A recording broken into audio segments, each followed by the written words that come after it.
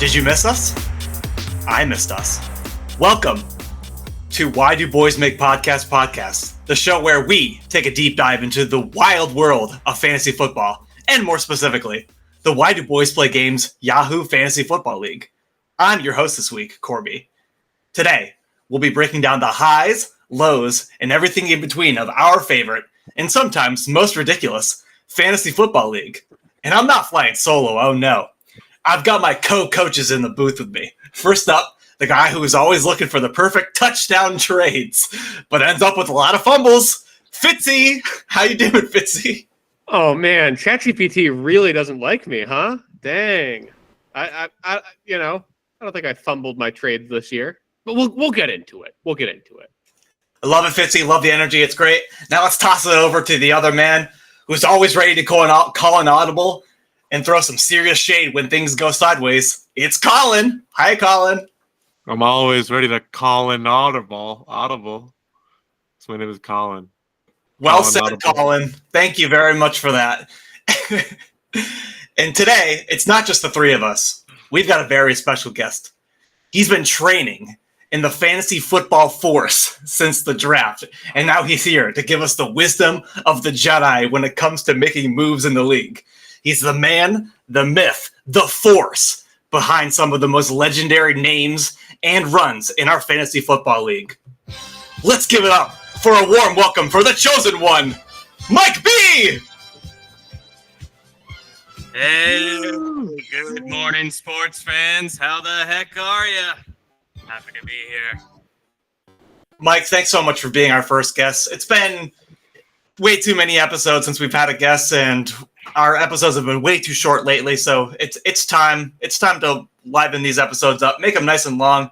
Let's cut to the chase here. Let's ask the question, the only question that we're going to ask you at this point in this episode. Why do boys play games? Damn, I forgot you were going to ask me that, honestly. I can't believe I forgot about that. I don't even know what I said last year. I'm just going to say we just always have a good time when we're playing games together. And that's why this league is staying strong. How many years later? We're always having fun. And the ever-expanding lore of the league makes the fun all that worth it, too. Yeah, I mean, lore is definitely the most important thing to me. In my opinion, that's the only reason I continue to do this podcast, because lore is awesome, and it makes everyone who's not in this league jealous. Yeah, everyone's jealous of a $20 buy-in. And is it 20? Because like every year I think we all forget, is it 25? Is it 50? Who cares about the money is the point. The lore is what we're after. It's the prestige of it all. It do be the prestige. Okay, what are we doing first? Are we going into mailbag, or are we jumping right into Star Wars? What's the deal? I say we keep the lore theme going and see how deep Mike can take us. All right, let's hear it. Let's get to some go power rankers where we will discuss in the depths of it all Mike's top 10 definitive best Star Wars video games. Mike, take it away. All right. For those of you that know me, I'm sure you'll know what my top three will be. But, we'll make it interesting. We'll start from number 10, work my way to 1. Number 1, I'm going to give it to Star Wars Episode 1, Racer. A fantastic pod racing game where you ride through, Tatooine and many other Star Wars locales. I know Taylor's a big fan of that game. It doesn't age that well, but it's great. It's a great game. Number 9, Battlefront 2, 2017. Not OG. Don't worry. That game got a lot of flack when it came out, naturally, because of the loot box controversy. I remember I bought it still when it came out, and I sent it a picture to Corby, and you responded just with the word, "Why did you do this?" I was like, I just needed to. It was rough back then, but it turned out to be a great game. Very fun. I probably have like 200 hours in it. Love it. Number 8. This one is a dear one for Colin and myself. Star Wars Galaxies, the MMO, where you can play as a bounty hunter, a Jedi, an entertainer, a politician, Animal wrangler. Yeah. We had a great time. You had that awesome hat that you wore. You were like the tiny chode guy. It was a great time. It was really cool because you could like build settlements and you can have governments. Like people would govern cities in it, and you'd build your own Star Wars community. It was really fun. We didn't do that stuff. We just, clicked around and had fun. Number 7, Empire at War. RTS. Fantastic RTS. The land battles, not that great, but the space battles are amazing, especially when you remove the unit cap and you have like 500 Star Destroyers on your screen and it eventually crashes. Great time up until that point, but it's so cool. You can have your units come out of hyperspace, come in and come in as reinforcements. It's a great time. It's like kind of like Halo Wars with the ODSTs, except you're having big Star Destroyers come in and stuff like that. It's awesome. Number 6, OG Battlefront 2. This is a near and dear game for me and Fitzy. Fitzy and I were stranded at the Hartford airport for about 10 hours, and we both did Galactic Conquest on our respective laptops, and we did an entire Galactic Conquest while we waited as our flight kept on getting delayed, only to be canceled. Remember that, Fitzy? And it was the second most memorable thing that happened at the airport. You know what I'm talking about, Mike. The man who farted, the loudest fart. Still to this day. Thank you. It was just like that. Number 5, Star Wars Rogue Squadron, the OG. Great game. That was on N64, which I didn't have growing up, but I was able to play. I think on my computer, my dad's computer. Very fun. Piloting the X-wing, the Y-wing, doing the Death Star trench run. Amazing classic game. The other ones are pretty good too, but gotta give respect to the OG. Number 4, Jedi Knight 2, Jedi Outcast. You play as Kyle Katarn. You are kind of like a bounty hunter mercenary at first, but you become a Jedi. It's a sequel to Dark Forces. It's third person. It's the Unreal Engine. Really groundbreaking game for Star Wars. A lot of freedom in that. Movie battles originally came out for that. That was the first time I played movie battles back in about 2005, 2004. So we're talking 4th grade. Played that game a lot. Number 3, Knights of the Old Republic 1. It's going to be controversial for me to put this behind 2, but 1 is an amazing game. The opening part is not that great, which I've played many times, but it's a kind of standard BioWare fare, like the beginning of Mass Effect a little bit. I mean, I've played Mass Effect 1 a million times, so I've seen Jenkins die nonstop. And with this, it's like you have to deal with Karth, and he's annoying as fuck, and you have Trask, whatever. But the rest is great, and it has, I still think, the greatest twist ending of any game I've ever played in my life. If you go through the dark side path, it's absolutely incredible. Number 2, Knights of the Old Republic 2. The cast of characters, way better. This was made by Obsidian, and it was rushed. I think it came out within a year or so of Knights of the Republic 1 coming out, because they were so rushed to finish it. They didn't even finish it. The ending is very glitchy, very bugged. I remember playing it as a kid, and I mean, I didn't really care that much, but like going back as an adult, it's messed up. The only way you can really play it is if you play with mods to actually complete the game, because they've deleted I think 30% of the game just to get it out early for the holiday season. But it's amazing. Really great take on the Force, and you have, again, great cast of characters, great story. Highly recommend it, especially if you like Dragon Age Origins. This is a good precursor to that with the combat style, and the characters are very reminiscent of that. Two questions for you. Yeah. One for Mike, one for the others here. Is it possible, would you recommend playing Knights of the Old Republic 2 without playing 1? No. You should play Knights of the Republic 1 first. But there is that remake that's been going on for, 5 years now? They've been talking about it. It's been shelved and brought back and shelved. Knights of the Republic 1 is well worth it. I think it's an amazing game.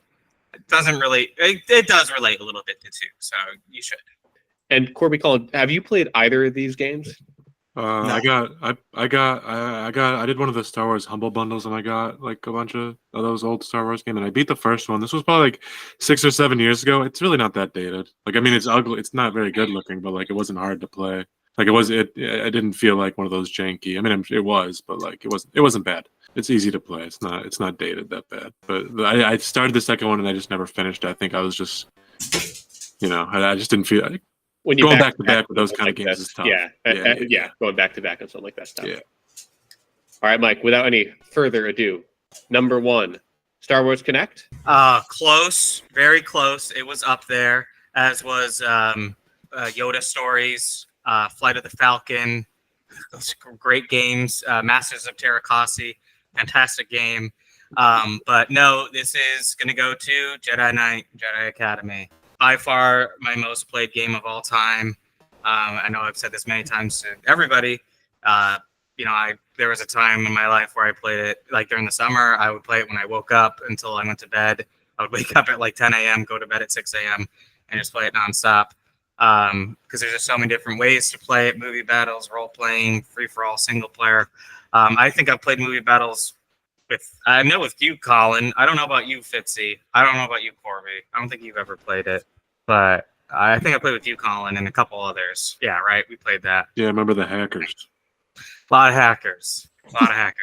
But, I look back at that game and I find it funny. I was like, again, 4th, 5th grade, and I was in a clan with like 16-year-olds and like 25-year-olds and stuff like that. And they were like talking to a 4th grader online. A little weird. And I thought they were the coolest thing because they had like Sin City forum like pictures, like they had like Bruce Willis and they had like anime. Yeah, like that's when Advent Children came out, so everyone was really into Cloud and the Turks and like all that. So everyone was heavy into that. Everyone made a character in the roleplay server that was just using Cloud as a model, but they gave him a different name, but they acted like he was Cloud. So it's very interesting. But yeah, it's greatest game of all time. I would not be surprised if I had multiple thousands of hours in that game, if that's possible. Well, you heard it here, folks. The definitive top 10 greatest Star Wars games of all time, brought to you by our resident Star Wars expert, Mike Bakanowitz. We now return to our regularly scheduled broadcast where we will talk about fantasy football for the next 3 hours. Let's hop into the mailbag. If you may have noticed, we were not here last week, and that's due to scheduling conflicts. Fitzy was taking a trip to the moon. Colin was walking to North Dakota, and I was scuba diving in the Arctics. So that, we were just busy. So we're back, and this is from last episode a couple weeks ago. Adam begins 10 days ago and says, "Rip Pete Rose." Rip Pete Rose, indeed. Love that one. Mike, why don't you take the ones that are yours here? Okay, real quick. I think I made a comment about Pete Rose below that, but I guess it's not in there. I said, fuck Pete Rose. Yeah, we deleted that. It was inappropriate. Too soon. Okay. No, I'm joking. We deleted that. Okay. Anyway. Corby, you mean we could have been talking about Degrassi all these years? It's true. There was a time in my life where I had Comcast 200 channels, and I had one of those channels that would play Degrassi all the time. And I don't think I've seen every episode. I think it's impossible for me to say that, but I have seen a lot of Degrassi for sure. And I love Degrassi. Degrassi's awesome. Dude, that reveal, that was a bigger shock to me than when Rick shot Drake. I was like, there's no way that Corby watched that. Yeah, it was the end. The end. That was the The channel. end. Or I don't know. Was that Noggin? I don't know. It was the end. I don't know what it was. Yeah. But... It was Noggin and then it turned into the end. Oh, okay. In the day. It was one of those kind of things. Yeah. They showed Degrassi all day. Oh man, watch a lot of that. A lot of that show during the summer times when I had nothing else to do. Oh shit. Adam's back and he says Mike doesn't know shit. Crunch bars rule. That's fair. I like them now. I didn't like them when I was younger. Did you know there was like a Degrassi Netflix series? They No. ran for like 14 seasons, and then there's like 3 seasons on, I think it's Netflix, on some streaming service. Didn't Snake direct that or some episodes or something I like think that? he definitely became like an executive producer or something. Like he's a hot shot.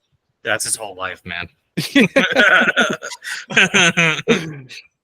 I like crunch bars. Mike, I loved this one from you. Yeah, Haley's Comet, 6 booms on the boom meter. Incredible. That's good. Yeah. That's great. Amazing. Good job. Especially with what Komet did last week. But again, we'll get into that. I'll take this one because Adam here says Gilmore Girls love. Let's translate this from Parcel Tongue into English. Oh, it's the same. So Adam giving a shout out for Gilmore Girls. I want to know, Adam, in this week's comment section, do you have a different take on Rory than you used to? I'll give you a hint. Alex definitely does. Paxton Lynch is greater than Nathan Peterman, is greater than Zach Wilson, is greater than Bryce Young. I stand by that wholeheartedly. Yeah, nothing more to add to that. Like 100%. But Paxton Lynch is way better than Zach Wilson, who is better than Bryce Young. Nathan Peterman, yeah, he's just in there. He's fine. I agree with most of this, except for the fact that I think Nathan Peterman should be higher because of one fact. John Gruden believed in this guy. He brought him in to like maybe be a starter. He was like backing up there at Carr one year. No one understood it. So maybe there's something here that I don't understand. Maybe on the field I'd agree with you, but I believe in Nathan Peterman.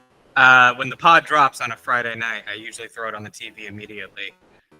So there was like 2 weeks when it came out on a Friday night, and I would like, if I was like at Chris's or I was out, I would leave the anticipation of it coming on because I was so excited, and I would just sit there with like a beer. And I think it was like 2 weeks ago where I had like 20 something comments. I was just like having a couple of drinks. I was like sitting in my blanket, and I was just like commenting. I was like, oh, I'm like responding to them. I love it on a Friday night. So a Friday night drop might be good for engagement. Might get our views up. That's good to know. That's good to know. First one. Honestly, that's the best compliment I've ever heard on anything I've ever done in my entire life. So, For real.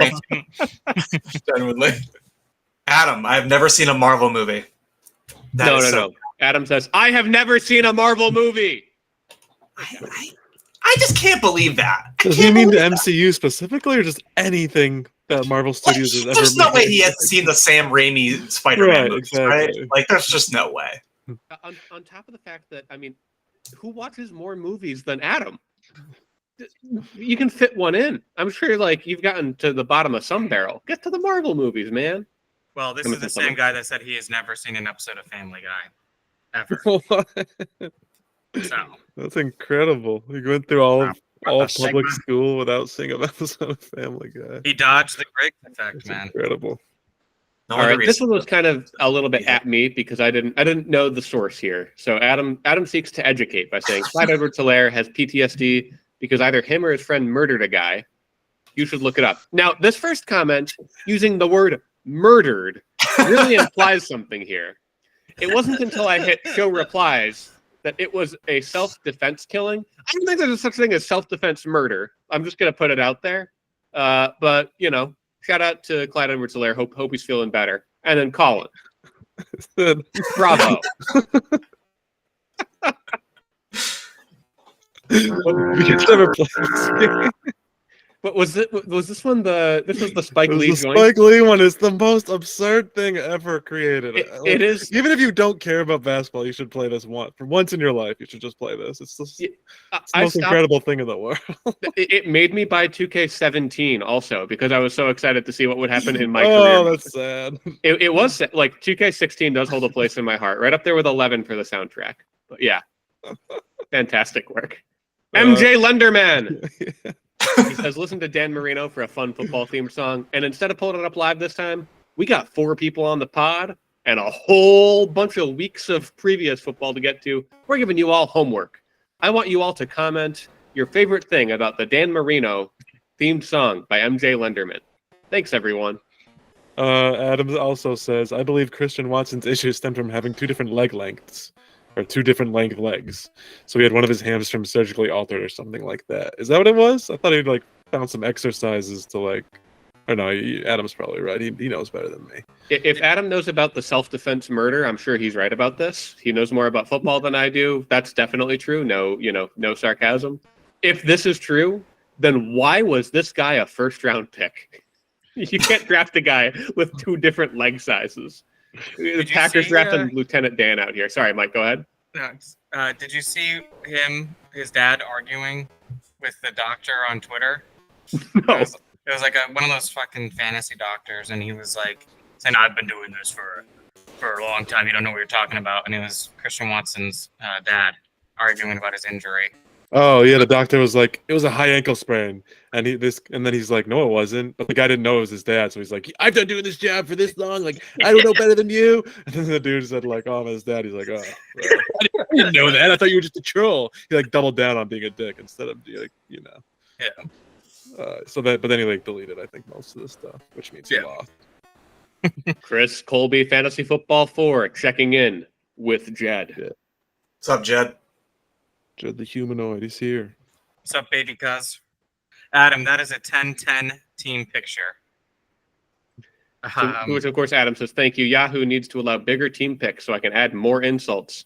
We are going to show you what this team picture looked like in a couple segments. So we will get into it. Just wait till you see the team name that goes with it. You won't believe what Adam said.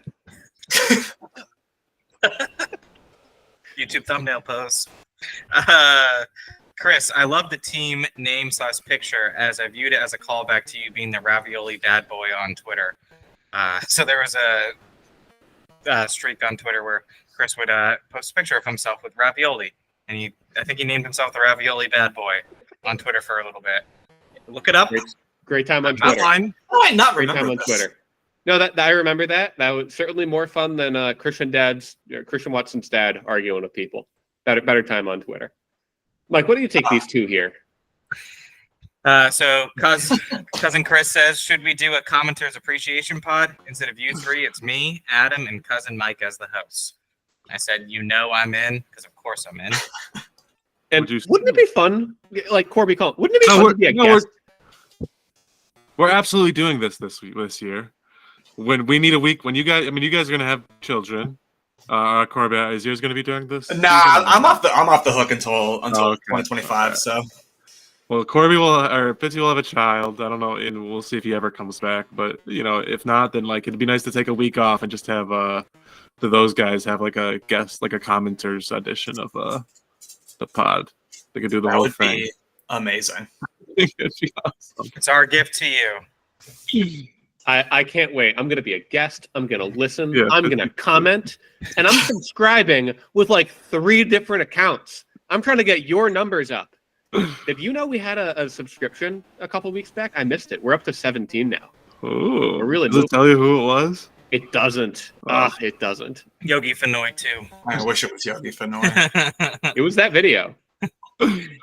I'd also like to amend my previous statement. Tim Boyle is one of the worst QBs I've ever seen. That man single-handedly ruined the day after Thanksgiving game with his pathetic 100-yard pick-6 to the Dolphins. He would go at the end of the list. Yes. Any list.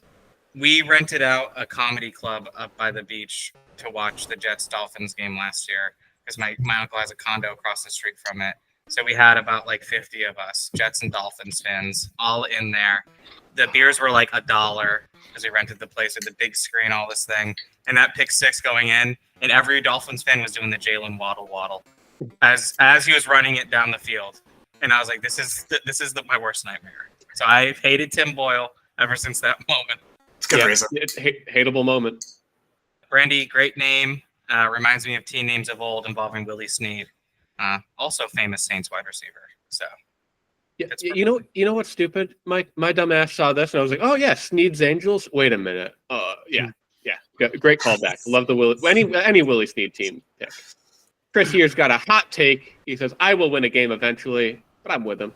Because I will always take the field. There's no way he's gonna get blanked for the rest of the year. What do you guys think? We'll get into it.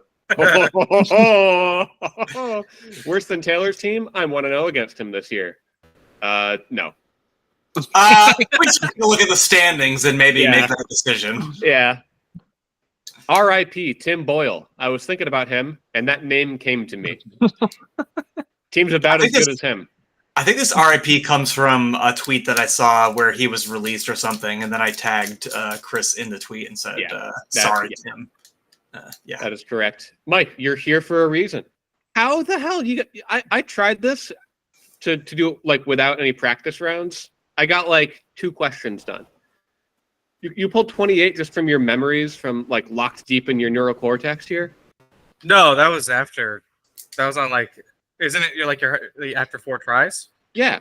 Oh yeah. My first try I got to like 17, and then after that I was like, dude, it gets hard. It gets hard. Like some of them, like because I don't know which one screwed me up the most. I think it was one with a bunch of N's or something like that. But I remember some of them because I used to do it with Colin back in the day, and just I don't know. I love the impossible quiz. I just for the benefit of the listeners, I forget if we mentioned this. Mike won the contest to be our first guest of the year by going ahead and playing the impossible quiz. He won by playing. What? No, yeah, that's it. If you want to be a guest, I'm just saying you got to remember to hit the show more. There's always more to be seen when you hit show more in the description.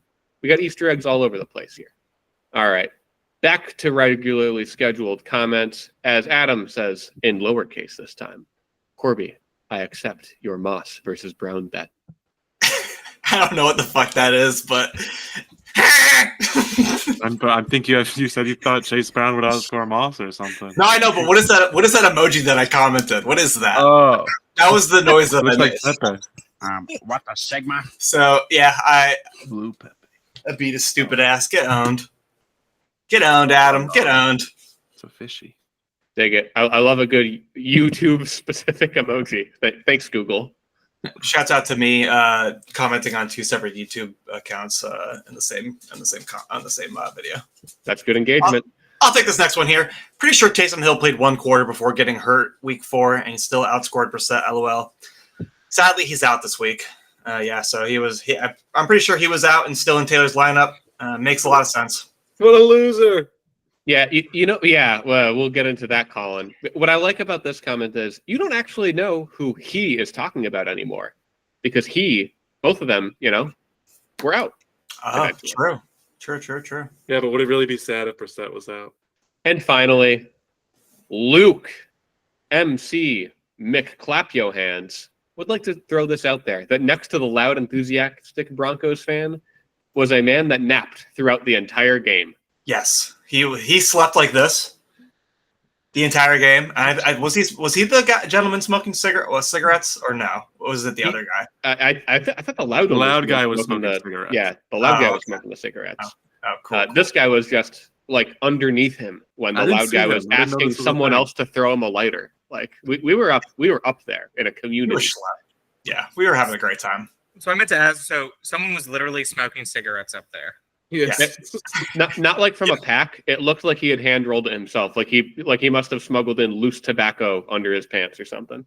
Like when we went to the Jets Dolphins game down here, I mean everyone was vaping. Like everybody. But nobody was smoking cigarettes.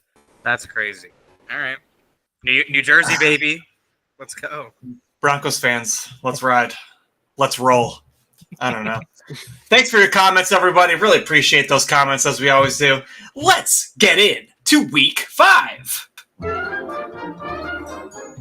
Let's start off with Corby versus Adam, where I took the victory. Not only did I win, but I won handily thanks to Joe, the body snatcher Burrow, Lamar, the body snatcher Jackson, and Denver, the body snatchers defense. Let's move it right along here. We got a lot of things to go to. Anyone, please interrupt me. We've got Tyler versus Taylor, where Tyler takes the victory. You know what they say. When you play Troy, the body snatcher Franklin in the flex, you're going to have a bad time. What a standy, what a victory for Tyler. Go ahead, Mike. Let's hear it.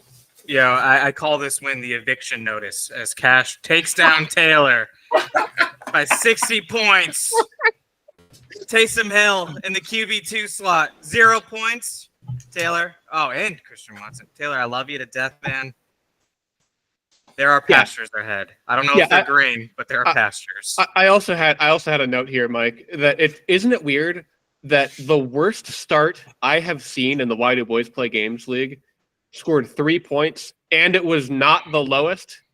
It was the third lowest on his team. I mean, Taysom Hill and Christian Watson both with zeros. What kind of loser would start zeros in week 5? Couldn't be me. We're gonna get to zeros for sure. Tough break for not setting your lineup, I guess. Eric versus Mike. Eric took the victory here. Mike, 8 of your 11 starters scored single digits here. Doesn't help that Eric had Brandon, the body snatcher, Ayuk, score his best game of the year so far with a hot 22.7 points. Any explanation here?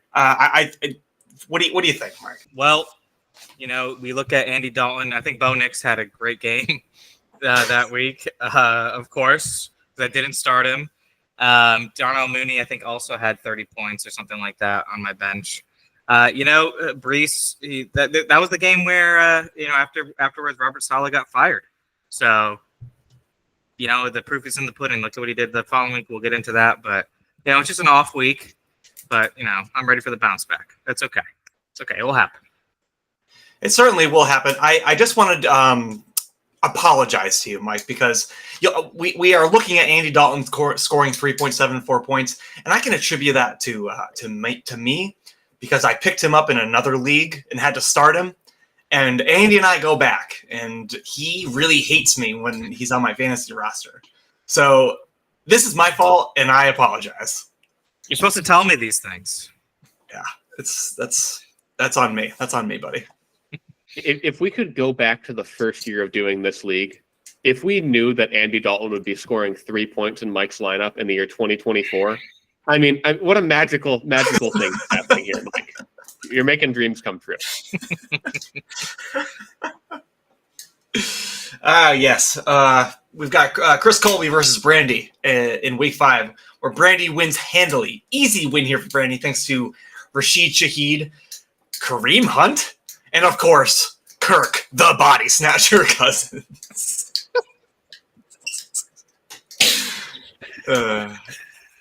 That's all I got. Oh, so what's cool about this is Brandy puts up the highest score of the week with starting one quarterback. So good for Brandy. Yeah, if you told me Chris's team was going to put up nearly 150 points and Brandy was going to start one QB, I'd have been all over Chris. Great stuff here from Brandy. In the battle of the Chris Bowl with Crispy versus Cloud, Crispy picked up the victory in a dominant performance with excellent performances by, Jamar, the body snatcher, Chase, and DJ, the body snatcher, Moore. Gotta love it. Good, but Chris has got a great team. He's firmly in first place right now. So it's good stuff. He's got a great team, and he's got David Njoku in his lineup in this week. That's my only note. I'm not going to rush through this one, but I will say in the battle of Colin versus Fitzy, where somebody set their lineup and somebody couldn't set their lineup in a great way, Colin walks into a victory. Is this the most zeros ever in a starting lineup? Colin could have taken it easy on you, Fitzy, but instead, he had Tucker, the body snatcher, Kraft in his tight end spot and blew you up and blew you to smithereens. Yeah, this is not – I don't know if it's the most zeros we've ever seen. We've got a low score at one point that I know was in the low 60s where, Mike, your dad did not set his lineup. I'm proud to be scoring at least 70. I wanted to stay away from the 60 range there. I count this as a win, if for nothing else, than the fact that I knew to start a double-digit defense. Keep me in the hunt for playoff tiebreakers.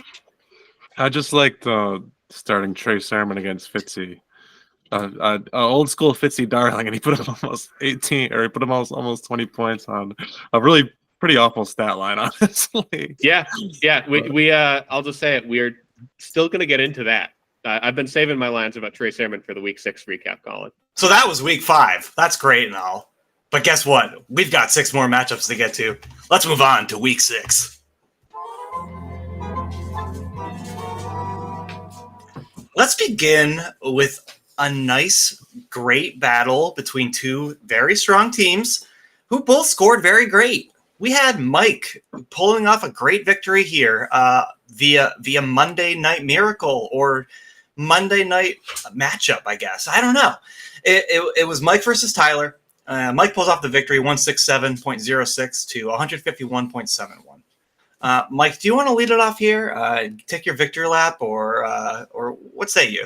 All right, so I do watch games, of course, with Chris, and I had spent the night at his house the night before, and then it was the Jags versus the Bears in London, and I swapped Cole Kmet out for Dalton Schultz the night before because I was thinking, I swapped him out when Nico Collins went on IR because I was like, okay, target share is going to go up. I feel like there's more room for like a 12-point game, right? Something like that. Like that's all I really want, like maybe 12 points. And when I see Cole Kmet get the first touchdown, I'm like, oh, I know he's going to have another one later on. And I know he is. So I was in kind of low spirits. I think, did I have someone go on? Oh, I had Chris Godwin. Did Chris Godwin go earlier? No, he didn't. No, he went on. Anyway, so I saw that happen and I was a little let down. And of course, seeing Bo Nix put up those points also on my bench and Dak Prescott just putting up a stinker. The Cowboys suck, I guess. But anyway. Not a question. Yeah. Not a question. So I was not feeling great. I mean, I saw a few touchdowns. Chris Godwin had that amazing long-ass touchdown where that defender just fell down, and it was great. So a couple good things with that. And then going into Monday night, of course, the worst thing of all time, he has a jet. And it's in a must-win game, against the Bills. And I had Brees and New York D. So, I was like, I always say this: if Garrett goes off and it means the Jets win, I'll take the loss in fantasy any week. I don't care. But this was ideal. They both had great games, kind of edged out the victory there. It was a little scary that night, but good game. I love Cash's team. Mike Gesicki.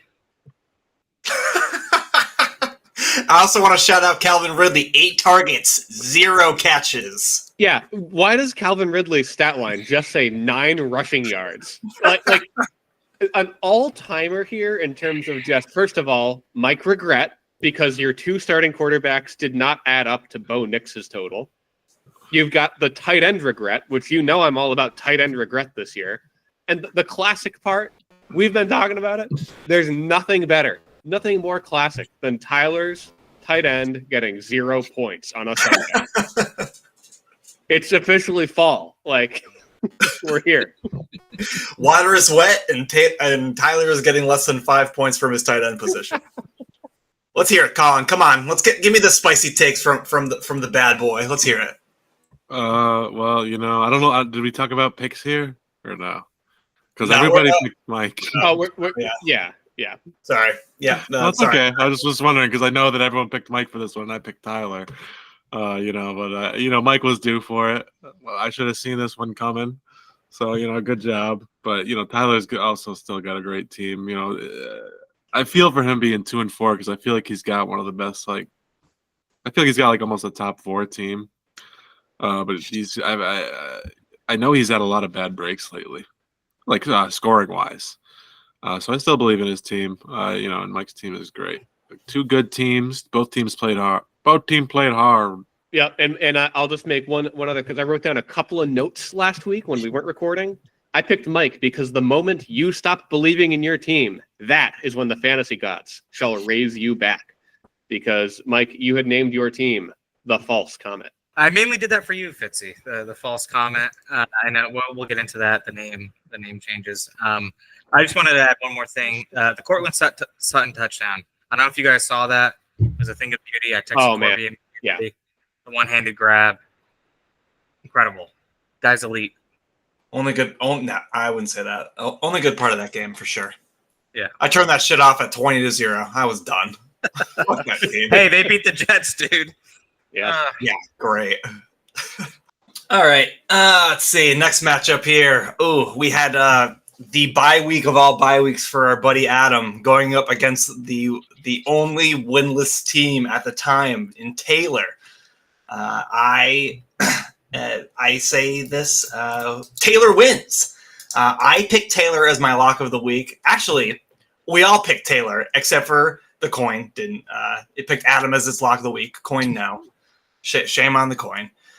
Yeah, I could see this coming from a million miles away. This is a great trap game for Adam. No one is safe. This is the time where Taylor will hit the launch button and he'll end the league year with 2 wins. He had a great week, all things considered. I mean, look at all of his flexes. They all did great. Yeah, the thing that kind of spooks me about this one, I wrote down Taylor Ultra Mega Lock of the Week because I was really confident. But then something happened.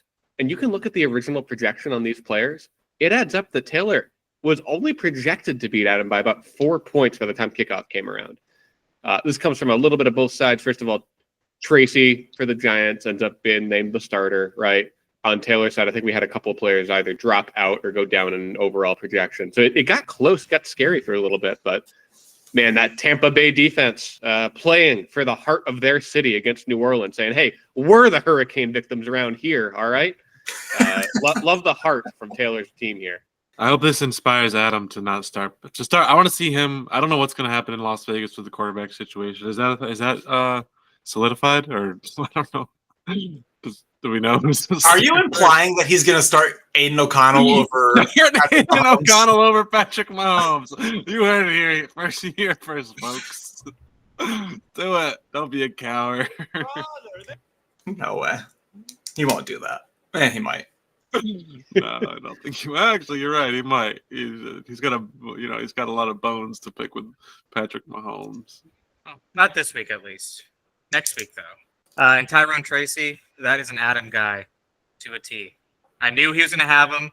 I knew he was going to get him. That is an Adam guy. I don't know. It's something about him. And the fact that he goes off for over 20. That's the final cherry on top of Adam guy. Here we got Eric versus Chris Cloud in a battle for a victory. All right. This was a close one, close-ish, in the grand scheme of things.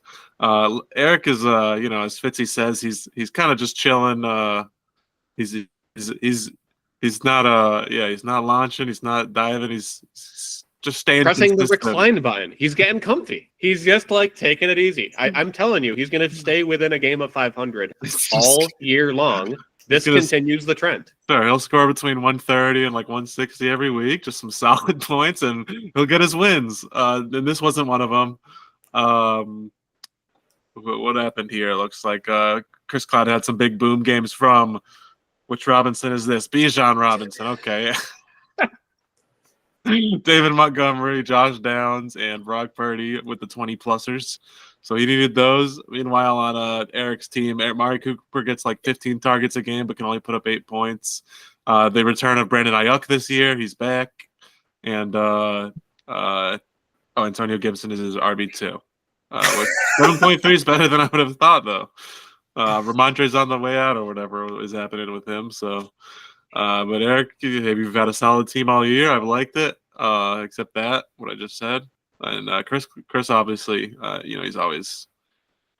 always had him in the upper echelons. Yeah, I think it's echelons actually. Echelons. Are you being sarcastic or no? No, I'm shouting out Jets' third cornerback, Brandon Eccles, actually. What a reference. And speaking of the shout-outs here, I like Chris getting this win with the headwind. Yes, I said headwind. That is Dallas Goedert and Dallas D combining for -1 points. You typically see a negative out of a quarterback. Hurts to see it from a defense. But at the same time, I think it was kind of ballsy to start the Dallas defense, who's been okay-ish, against the Detroit Lions off a bye. We'll get into it, but I might believe in this Detroit Lions offense. I think they might be good. But, it doesn't matter that you're getting those negatives when you've got Bijan Robinson and paid the man, not pay, but paid the man, David Montgomery, that you knew those coaches were trying to going to give him 5 touchdowns to justify that contract. Love the narrative. Love the win. David Montgomery, better than Jahmyr Gibbs. No doubt about it. Not a hot take. As a running back, maybe. But I like a receiving back. Yeah, and I would say with Eric's team, too, Mari Cooper going to the Bills. I mean, Mari Cooper kind of sucks, but Josh Allen, that's a big upgrade. So I think Eric's going to squeak out some wins. I think he'll go above 500 though. I think he'll be 2 games above 500 at one point in the year, Fitzy. I think we might have a bet coming, Mike. Or 2 games. I'll say 2 games above 500. Yeah. We will get into that. When did he get traded? I didn't know this. Today. Hours ago. I did not know that. Wow. Dude, it was the echo after the Devontae trade. Damn, that sucks. I wanted to see Winston slinging it to him. Mm-hmm. Instead, Winston's going to have to sling it to Jerry Jeudy. And maybe Elijah Moore. Wide receiver 1. They still got Donovan Peoples-Jones over there? No, he was in Detroit last year. I don't know where he is now. He's still in the league? Maybe. He was in the league last year. Let's see what we got here. This game here. Looks like we've got an explain yourself game out of Colin here. And I'm going to make you do it first, Colin, because it feels like yet another user error loss. Well, I have James Cook in another league, and I had the depth to be like, yeah, I don't really need to start. I'll start somebody else. I didn't really feel like I had that in this league, so I was like, I'll wait to see if he plays. Then I forgot to wait and see. I forgot to do the C part. So when I did it against Mike, I didn't really feel that bad because I was playing basketball and I just forgot. This time I was just playing video games and I just forgot, and that one's on me. It is funny because I don't know who I could have played or picked up. I mean, if I did it before Monday, then that would have been easy. But I was gonna be pick someone up. I don't know who I would have picked. I don't think if there's somebody I could Curtis Samuel. I don't think scored enough, so I don't think I would have won no matter what with the way I did it. But I do obviously in hindsight, I wish I started somebody else. Yes, if I started Mark Andrews over Kraft, I would have won Fitzy on Mark that. Andrews, Xavier Legette. Yeah, you had options on your bench. Right. But that's the thing about those late games is you don't know. I guess I should have learned from week 1. It is funny that all 3 of my losses are like this, basically, they're less than 8 points, and it's just if I just one was Mike, and then this one, and then the other one was just I think I just made another stupid starting, I think it was Whittington over Atwell or something and it would have won me the game. So just what it is, I deserve it. This is that year. This is the year. This year for me. Yeah. Yeah. Corby, thank you for hitting that button, because to me the worst part about this is the fact that I'm going to have to keep hearing about it. Oh man! Oh brother! I could have been 5-1. Giving up. This guy is just giving up. Well, who was that quote from that? It was OBJ when he said playing football wasn't fun anymore or something like that. That's Colin right now. Fantasy football's not fun anymore. I didn't say that. Why no? And it's funny. So I get more obviously conversation with Chris about the league than I would say probably anybody, right? And hearing his side of things, he's obviously very excited to be 5-1. I'm happy for him. But and I think I'm 4-2. A couple people 4-2, and I'm a little bummed that I'm 4-2, right? Because I feel like I should be higher up, right? But Chris is taking it in stride. He knows he's squeaked out some wins, and he's saying that he's not going to be up this high for that long. But I don't know, man. You're already in a good spot, 5-1. They don't ask you how; they just ask you how many. So you're in a good spot. Yeah, I think Chris's team has totally turned the corner. I think his team has totally proven a lot of us wrong on this podcast. Where Eckler has been very, very solid. He made great moves by picking up Darius Slayton. Just a very solid team all around. Rodgers has been playing pretty well. Great defensive pickup. 2 tight ends swag strat is great. Even if you spent your load on Isaiah Likely, you're not afraid to bench him. You play your studs, you start your studs, and it's worth it here. So, Chris, your team's great, man. Yeah, absolutely. He's got the number 5 overall player in our fantasy league in Jaden Daniels. That's right, Jaden Daniels, number 5 overall. Been awesome. The 2 tight end swag strat isn't a swag strat when they're this good. It's not swag anymore. It's just good management. I do kind of laugh at Trey Tucker because that's another guy who I didn't know the name of. Not as bad as Troy Franklin as a start because he's been getting points. But yeah, you didn't hear this guy's name on a podcast even as a deep sleeper this year. Here he started in our league. And Colin, This is what Trey Sermon will do to a guy. I don't think you lost because of James Cook. When I said the mismanagement, I meant you started Trey Sermon 2 weeks in a row. He's going to do this. Yeah, speaking of doing something, turns out having Devonta Smith and A.J. Brown back from injury in the same week is all I needed to get off the mat. Doubling my score from the prior week and only getting to 142 is two true things. Pittsburgh, very worth the $3 fab I put on it. I know Adam's already rage commenting about you never spend on a defense. Well, I do. Marvin Harrison Jr. going down, that's a tough 0 to see. I expect him to be out another week. He was wobbling around with a little concussion there. But Drake May looks like the fun and bad type of quarterback that I really hoped he would be. The type of guy to score fantasy points and lead the New England Patriots to multiple losses. That's my guy.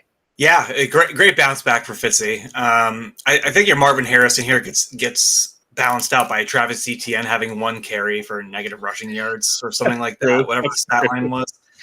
And that was an absolute brutal blow for sure. It's not the only problem here. Like Quentin Johnson starting in your wide receiver 1 spot is kind of disgusting. Roshan Johnson is not going to score 2 touchdowns every week like he did last week. Not going to happen, bro. Sorry. You're starting Rashad Bateman too. I mean, I don't know who's on bye at this point either. So like, you probably have better players than Rashad Bateman. You scored a little over 100, thank God, Chris. But now you're ranked 12th in the league, unfortunately, and that's just the way that it goes. And yes, worse team than Taylor, no doubt about it.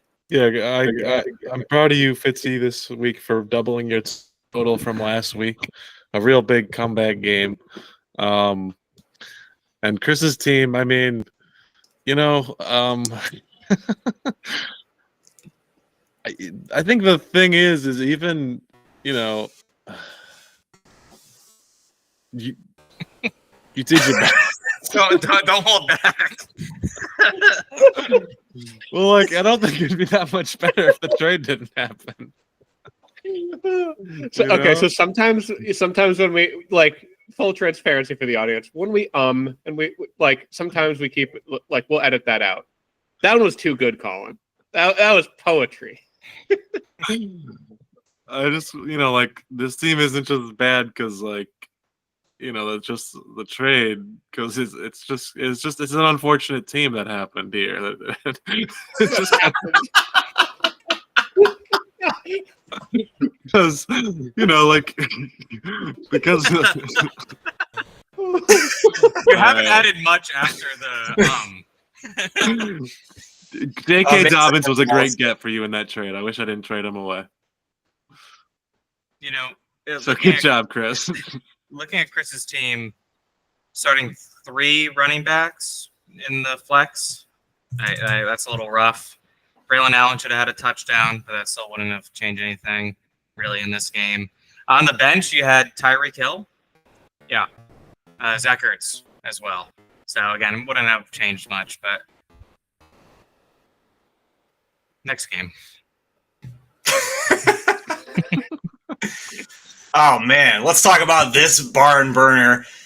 This was what people had said. A lot of people are saying it. It's the battle for Ludger Ave. Fitzy calls this one the battle for the bedroom. I love some alliteration. The battle for the bedroom. Whatever the fuck that means. And I beat my wife 160 to 102. I'm not gonna sugarcoat it. You see this right here? I have the best team in this league. It's not even close. Look at my team. I've scored over 160 3 weeks in a row. And that's without Kyron Williams and this week. That's without Malik Neighbors. That's without Puka Nacua. He's on my fucking IR. I don't give a fuck. Look at these people. I've got Bucky. I've got Chase. I've got Kyle Pitts putting up double points. I've got Joe Burrow. I got fucking Lamar Jackson. I got all these guys. My team is so fucking good. I love my team. And Brandy's team is absolutely fucked right now because of all these injuries. One of my favorite teams in the league at one point did not bode well after all these question marks, all these outs, all these IRs. The good news for Brandy is that they're 4-2, so they can at least take a few losses here and still stay around 500 and still bode for a playoff spot at this point. So that's the silver lining that I feel for Brandy. Yeah, a couple of things. about this one. First of all, I don't think you mentioned Zay Flowers, who I think got all his points in the first half, and then I don't think, didn't touch the ball in the second half. He got 9 catches for 130 yards in the first half, and I was like, because I was at work checking the numbers, I was like, holy shit! And then I just kept checking, and he just never went up. But they didn't really, I guess they were probably bracketing or whatever that word means. And then what's funny, and then Brandy's team, they started this bum at or not bum, I shouldn't say, because he did okay. But Spencer Rattler was at in New Orleans. He doesn't have the mind meld with Shaheed that David Cart. Oh my fucking God! Unbelievable. He doesn't have the mind meld that Derek Carr. So he said, what does Thanos say? I'll do it myself. And he returned a touchdown, a punt for a touchdown. So Rashid Shaheed, as Fitzy says, just one of the more fun guys in the NFL to own. Great win, Corby. I agree with you. You have a great team here. You have an awesome team. My only concern is that you may be peaking a bit early, but maybe this isn't even your peak. We'll see. Like you said, you got all these guys waiting in your wing, so hopefully you haven't even begun to peak. Yeah, I think we saw the floor here for Brandy's all-fun team. Colin, you mentioned it. Rashid Shaheed. I didn't watch too much of this game, but I caught the red zone all touchdowns montage, and I saw just half of it. I was like, oh, Rashid Shaheed got a really long touchdown. Then I saw only 10 points, and I thought, what went wrong? Yeah, it was a return touchdown. That's sick. Love to see it. You were totally right. You're victim, justified in saying Rashid Shaheed's a valuable guy because of the return yards. DK Metcalf only getting 3 catches when they tried to throw to him in the end zone a couple of times. Alec Pierce, an impact player in that game because of the fact that he drew a really long pass interference. The Joe Flacco special. You had players going off, but not in fantasy, unfortunately. Corby, I started to write down a Chris Berman for this matchup while I was giving blood on Monday morning. And by the time they took the blood, they had sucked all the creativity out of me. So I started 2 different ones. I'm going to read them to you. Number 1, on Corby's side, Jerome Ford crashed and burned while Terry McLaren was off to the races. Meanwhile, Brandy's whole team went up in flames like a Cybertruck. I also wrote, Tay Zonde Flowers made it chocolate rain all over Brandy's poop squad. So pick your favorite there. We'll see how it goes next time. Oh, obviously the poop joke. Of course. Beautiful. Corby, I don't think you mentioned also on your bench. I know you mentioned Puka and Kyron. I don't think you mentioned Malik Neighbors. You might have. I might not have heard you. You have Malik Neighbors waiting too. Love Malik. I have him in a couple leagues. Love that guy. You have a great team. Best team in the league. I don't know about that, but great squad. Brandy, I've loved your squad since the beginning. I think since video 1, I've been rooting for your team. I think you have a really good team. DK Metcalf, I don't know, is he kind of poopy? He's had 3 fumbles this season in key moments in the game. He's playing for a new contract. He'll bounce back. Brock Bowers is going to be the only tight end on the Raiders for the foreseeable future, right? With Michael Mayer being out. So, yeah, you're going to bounce back. A good game. Yeah, I agree. I think Brock Bowers is going to absorb all 2% of Mayer's target share. 2% is generous. He's been awesome anyways, is what I mean. Yeah, I love Brock Bowers. Yeah. No more Devontae Adams. Oh, man. Oh. Brock Bowers is going to feast. Speaking of feasting, let's look at this record check remix. Because we're accounting for 2 weeks, that's 12 total games. Colin goes 7-5. He's 20-16 on the year. 5-1's locks of the week. I went 12-0. You just had to one-up Corby or Fitzy going up 6-0 last time. You had to go 12-0. This is an absolute miracle, no doubt about it. And this is not bullshit because I put my picks in on Thursday before the game started. It's all true, no cap, 12-0. I actually tied it up. We're now Fitzy and I are 27-9. Fitzy went 8-4. Not to poo-poo what Fitzy's been doing. He's been great this season so far. And the coin, 6-6, perfectly balanced as all things should be. And in terms of it on the year, it's also 3-3 in locks. What? 18-18, 3-3. Every coin you can flip comes up 50-50. It's almost like it's a coin. That's crazy. we thought we were done with Suicide Watch after week 2, but oh my goodness, Chris Cloud, Eric, and Taylor keep the train a-rolling. Now, granted, you look at Eric and Taylor at the bottom. They've basically been in lockstep, except for week 4 when they did Colin and Corby, flip them around. Week 2 as well, Fitzy and Crispy. It's been a couple of real easy matchups to pick so far, but we're getting to the part of the season where it's going to be hard because you can't reuse these guys. We're going to start to see 1 or 2 of them fall off, I think, starting this week. I see Eric still hasn't picked Corby, so I think he's got a guaranteed lock this week because Corby's team is good. Very true. That's right. Let's see how good it is in the overall standings. Yeah, does anything here jump out to you? The thing that jumps out to me is that Chris Colby's team is last because it's the worst team in the league. Hold on a second. Let me make this about me real quick. Look how fucking low my points allowed are compared to everyone else. Hey, dominating you guys. Defense wins championships, Colin. Good work. Yeah, the 2 things that kind of stand out to me that make Chris's team feel less bad, the number of moves. Being 3rd overall in number of moves shows me he's at least still trying. He's going to get off the mat.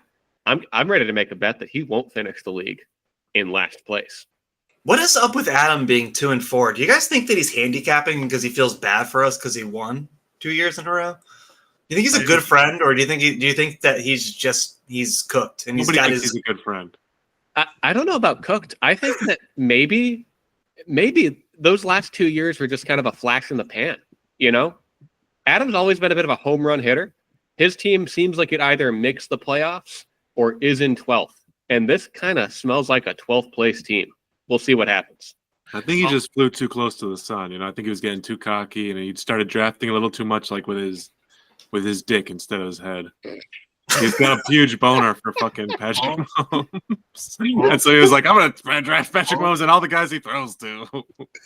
I was gonna say the same thing, Colin. Well, not the same thing. That was a little crass. But I was gonna say on the wings of the Chiefs.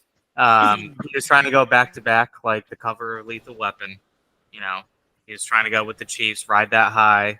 Colin, you were Nostradamus in that, predicting that they would have a fall-off year. And it seems to be proven right. So he rides with the Chiefs, right? It's ride or die with the Chiefs. He'll go with how their season goes. Yeah. So. Yeah, I think when Adam was drafting all those Chiefs, he was feeling just like Colin's team name, super hard mode. I also really like here, Throw Rogan. Love the team name sticking around because do you remember when he was in trouble? That was certainly before his 5-game winning streak started. So Crispy on top of the league. Loving it. With a $0 waiver budget. Yep. Good job, Chris. Before we move on to name change, I understand we have a very special segment of Colin's charts. Is that right, Colin? Sure. Well, first you need to learn how to share the screen. So right, let's edit this out. No, we'll play some music.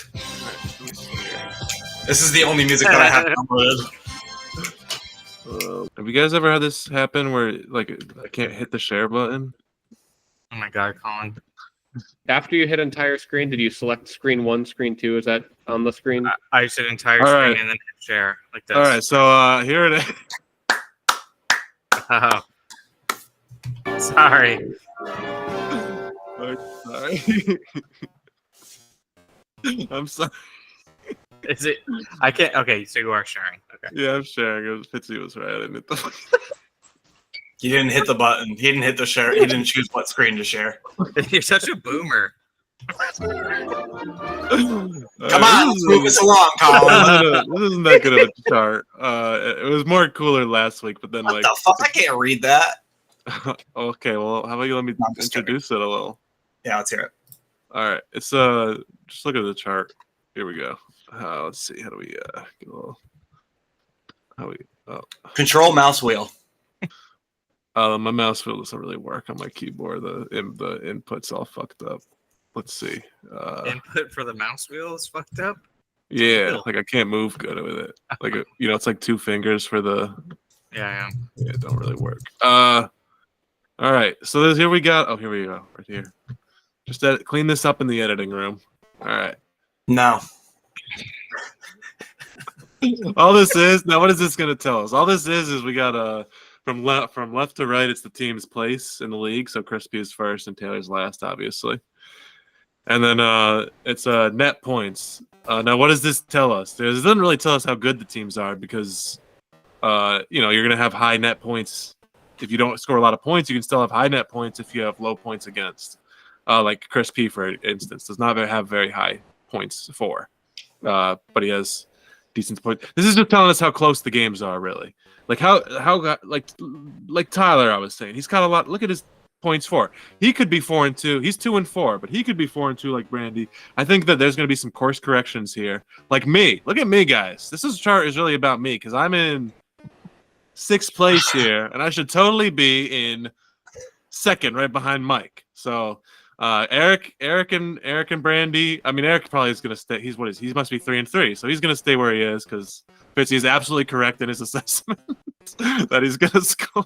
That his net is basically 0, so he's going to be there. And I think Tyler's going to come up. And Fitzy, I mean, this is obviously skewed because of our game. A lot of these are skewed, honestly, but this chart really doesn't tell us too much. But it was cooler last week. It was a lot more bigger in a lot of places, and I forgot that I made this chart and I had to update it real quick. So that was Colin's chart. I think it took me a lot longer to figure out how to share than it took me to talk about it. But what did you guys think about Colin's chart this time? Oh, how do we? I really liked just now watching you hit resume share instead of stop share. That was a lot of fun. No, I appreciate you looking into the point differential for all of our teams. I think it's really interesting. I think the most interesting thing there, like you said, is Tyler. The fact that he's got a positive point differential, but somehow is sitting there at 2-4. He's in 9th place. Tyler, if you're listening, you're on the up and up. I believe in you. Okay. Speaking of believing, I believe our next segment is name change breakdown. I'm sorry. How do I share my screen? I'm actually a little serious. I'm supposed to do it from my. There's a mini bar that pops up when you're in a different tab. I can't do it from there. So here we go.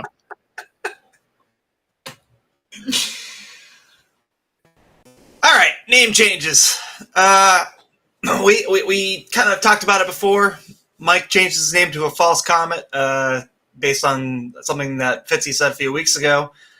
So that was the first name change. And then Mike changed it again back to his original name, but he added 4 exclamation points as to stick a dagger in his opponent's heart and show him who's boss. And Mike, am I right that you also went all caps with this? Was this all caps before?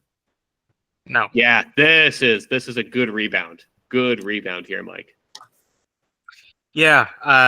So Colin was the original one with that comment, with the Haley's comment. I know you guys were talking about that. But going back, I lost 2 games. I was downtrodden. I was feeling bad, and then I had the surge of energy. The Brisson Hal Gaib has returned, so I just had to go back to my roots. But I was excited about it. You should be. You looked great last night. I'm going to give this one because of the surge in both performance and confidence. And you're on the podcast. You know what I'm going to do to you. I'm going to give you 5 booms on the boom meter. Woo! Woo! Woo! Woo! Thank you, Big Justice. You see them at the Knicks game? Yeah, that pissed me off. This is the best name ever. What do you think, Fitzy? What do you think of this name here? So Adam says, "Kill yourself, pussy." I really like the picture. I think the picture is awesome. Butt ugly, bitch, stupid as fuck, but it's such a funny looking picture of him. It's off-centered. I love the off-centered nature of it. You know, you can't even bother showing all the extra chins there. Team picture, that's a 5. The overall score is going to be a 3 boom for me. This is one of my favorite names of all time. I don't know why. Like I just didn't expect it to see it on the app. Just to be all caps, just to kill yourself, pussy. And it just made me laugh so fucking hard. 5 big booms on the boom meter. Thank you. This is a great one. And then after changing, he changed it to this photo, this one, Jackson off with Mahomes, which is that is not. Who is this man? Yeah, who is this man? Is it a stock photo? It's probably just stock photo. We're unfortunately back to the standard Adam team naming convention, which is Google some guy. He Googled. Let me see if I can get this one right, Adam, just by looking at it here. Man shrugging. Did you Google search man shrugging to do Jackson off with Mahomes? That's my personal. And then you went to Google results page 3. So I actually do think the strongest part of this photo, or the strongest part of this name, is the photo. Absolutely. If you'll notice, look at the bottom of the photo. It's cut off. There's a huge cutoff there. That tells me that there's a lot of no effort, and I love it. I don't like it as much as the other name, and for that reason, Adam, I'm gonna have to give it 2 booms on the boom meter. Where's that button? Yeah, I agree with your assessment here, Corby. I'm gonna stay solid at a 3, but my big thing is this team picture is excellent because of the low effort. You mentioned the bar. These little gray dots, they're not a motion tracking suit. This is a watermark straight from Adobe Images. Great stuff for the picture. Yeah, I think "Kill Yourself, Pussy" is up there in the top for me. You saw me. I had to wipe tears out of my eyes. I was crying, laughing the first time I saw it, and now just seeing it again in the big screen format. Like if I was a Friday night and I turned on my TV and I just saw "Kill Yourself, Pussy" with Patrick Mahomes' stupid face right there. Adam, just incredible. Amazing, love it, amazing, love it. Speaking of things we love, we've got a 5 boomer coming up here, Corby. I know it's for you. You might play it humble, but we've got a 5 boomer here with Bucky Irving, born to be a star. What are you doing this weekend? What are you doing this weekend? I'm going to see Bucky Irving, born to be a star. Yeah, no, I don't know. What do you want me to say? This is art. This is the reason that I play fantasy football, is for stupid shitty names like this. I wish I should have just posted the whole photo, because the whole photo is the entire poster. I'm not going to explain myself. 5 booms on the boom meter. This is just flames. What are you doing this weekend?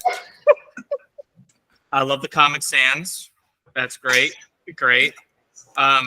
Just question: does he have a glass eye? That Bucky right Larson? eye? No, Bucky Irving. I can't I don't know, see let's his find people. out. Oh no, the people. Oh, okay, I see it at the end. He's looking to the left. It was the only photo that I could find of him where his head was turned, because in the original poster, Bucky Larson is like this. Oh yeah, no, yeah. And it didn't make sense. I should have just put his normal head on. It could have been like a backwards head type thing, but instead I tried to make it make sense. How sick would that be if an NFL player had a glass eye and he got hit really hard? It just went flying across the field. Yeah, It's like, oh shit, you're right. That'd be forward progress. Give that a 5 out of 5, Corby. Great job. Great picture. Thanks. Amazing. Do we have transaction watch or no? We've got a quick one. Red alert. Oh, right. Red alert. There's been a transaction. Trade. Well, Uh-oh. Oh, wait, we got I've a lot seen of this one transactions before. too. Mark Andrews can suck my dick, dude. Why'd you trade for him? What should I trade for him, do you think? Zach Ertz? Oh, why did I trade for him, you said? I Yes. said, why don't I trade for him? Why did I trade for him? I mean, do your evaluations of players not change throughout the year? No. Yeah, mine do. Personally, mine Mark do. Andrews was good. Well, like, So my question here is: this allowed? Are you allowed to trade players back and forth? This Like- is what it was. We didn't trade Zach Ertz for Mark. We never did this trade. Oh, really? No, it was a package trade, like a 4 for 4, and these guys were in it, and we're just Oh, swapping. well, yeah, that's what I'm saying. Let's literally, like, you can't. I don't care if it's a package deal. What? Like, is that allowed? I don't understand how that applies. I don't believe there was any collusion here. That's the difference to me. Corby, you're hearkening back to, of course, Rentalgate, the most, I'd say, ancient piece of lore potentially in our league when it comes to true controversy. Maybe right up there with drafting Michael Vick first overall. I don't knock the trade. Colin, do you think you won it? And also, Chris in the comments, do you think you won it?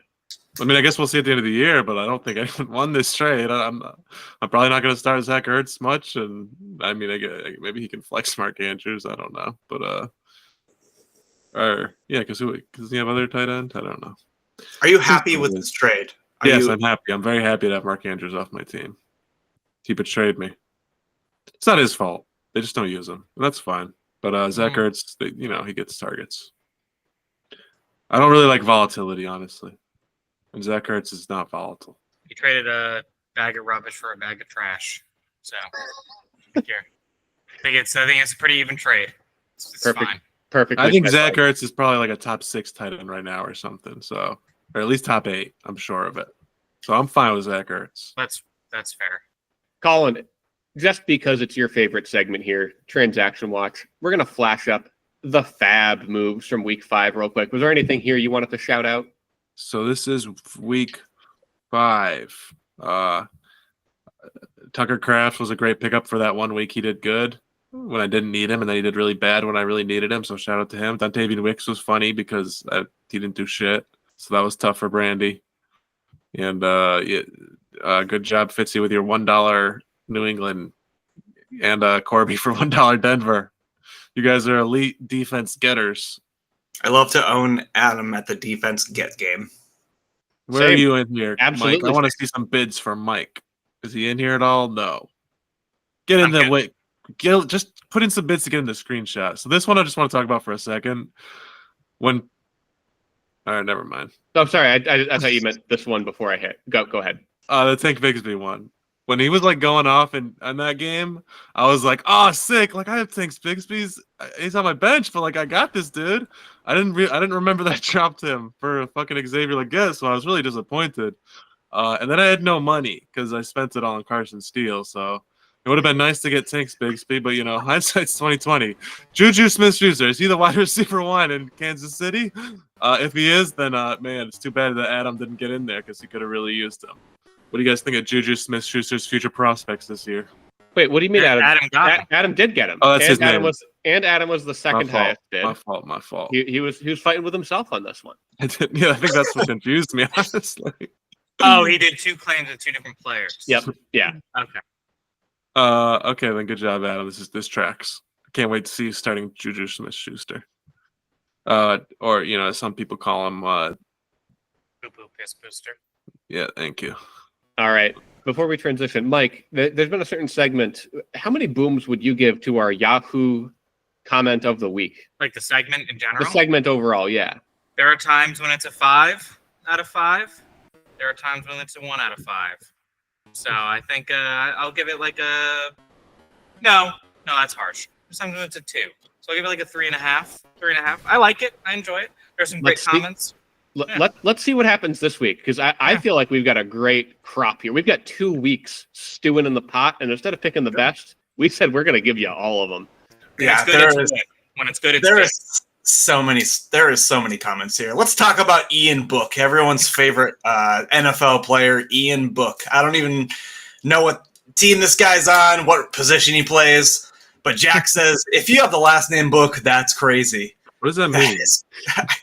What do you mean? His last name is Book. That is crazy. That's crazy. That actually I don't get it. What's crazy about that? If that happens, that's crazy. That's crazy, dude. And Corby, you gave us the full screenshot here. I thought the whole thing was kind of funny. Comment if you're here. Me! And also at the bottom, there's something about what do you think? After all that, it's very funny. Like, you got to remember, like, you see this every time you open the app, and you kind of glaze over. What do you think? Is there not another Jack comment? Is there another one? There's another Jack. There's a third Jack? A third Jack is in the comment board? You'll have to Jack- go to Ian Book and find out yourself. He was I really like the jacking off picture here. of Tony there, by the way. I like that his profile picture is him because it's me. Yeah. It's me. So good Hey, job, Tony. Tony. Sup, Jack? He's just seeking this human connection in this world. That's all we're trying to strive for. You Fuck know? yeah, dude. That's Love so it. true. And if you're seeking human connection, Jack, Tony, comment down below. Next up. Wait a minute. Hold Colin, up. I'm really sorry. All right. So Jack's previous comments under that, the first. All right. So the first comment he made was anyone here, and then I know someone's here, and then he said comment if you're here, and that's the one. So I think he's trapped in there or something. He's finally been let loose, and unfortunately now Tony's been trapped. Oh, Someone let Tony out. We have to There's get no them out. There's no follow-up. It's one of those curses. He transferred it onto Tony. All right, let's send Ian Book away, flying away again. Colin, I think you found this one, right? No, I love it though. It's great. This is Corby. Yeah, this was me last night. I was checking out Aaron Rodgers after the game, and somebody with the name Little Caesars with a fake check mark said, "Pizza, pizza." No, this is Little Caesars verified Yahoo account. This is their what is it called there? Like marketing, it's like viral marketing. It's guerrilla marketing here. They're infiltrating. I like it. This is a sponsored comment, So I thought for sure we finally found Colin's burner. We always knew he had one here in the Yahoo comments, but we finally found it. Yeah.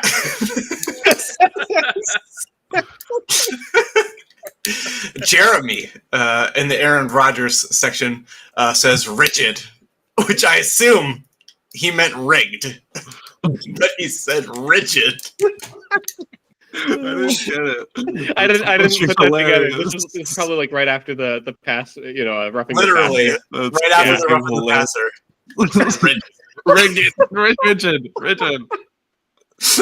Oh, save the youth.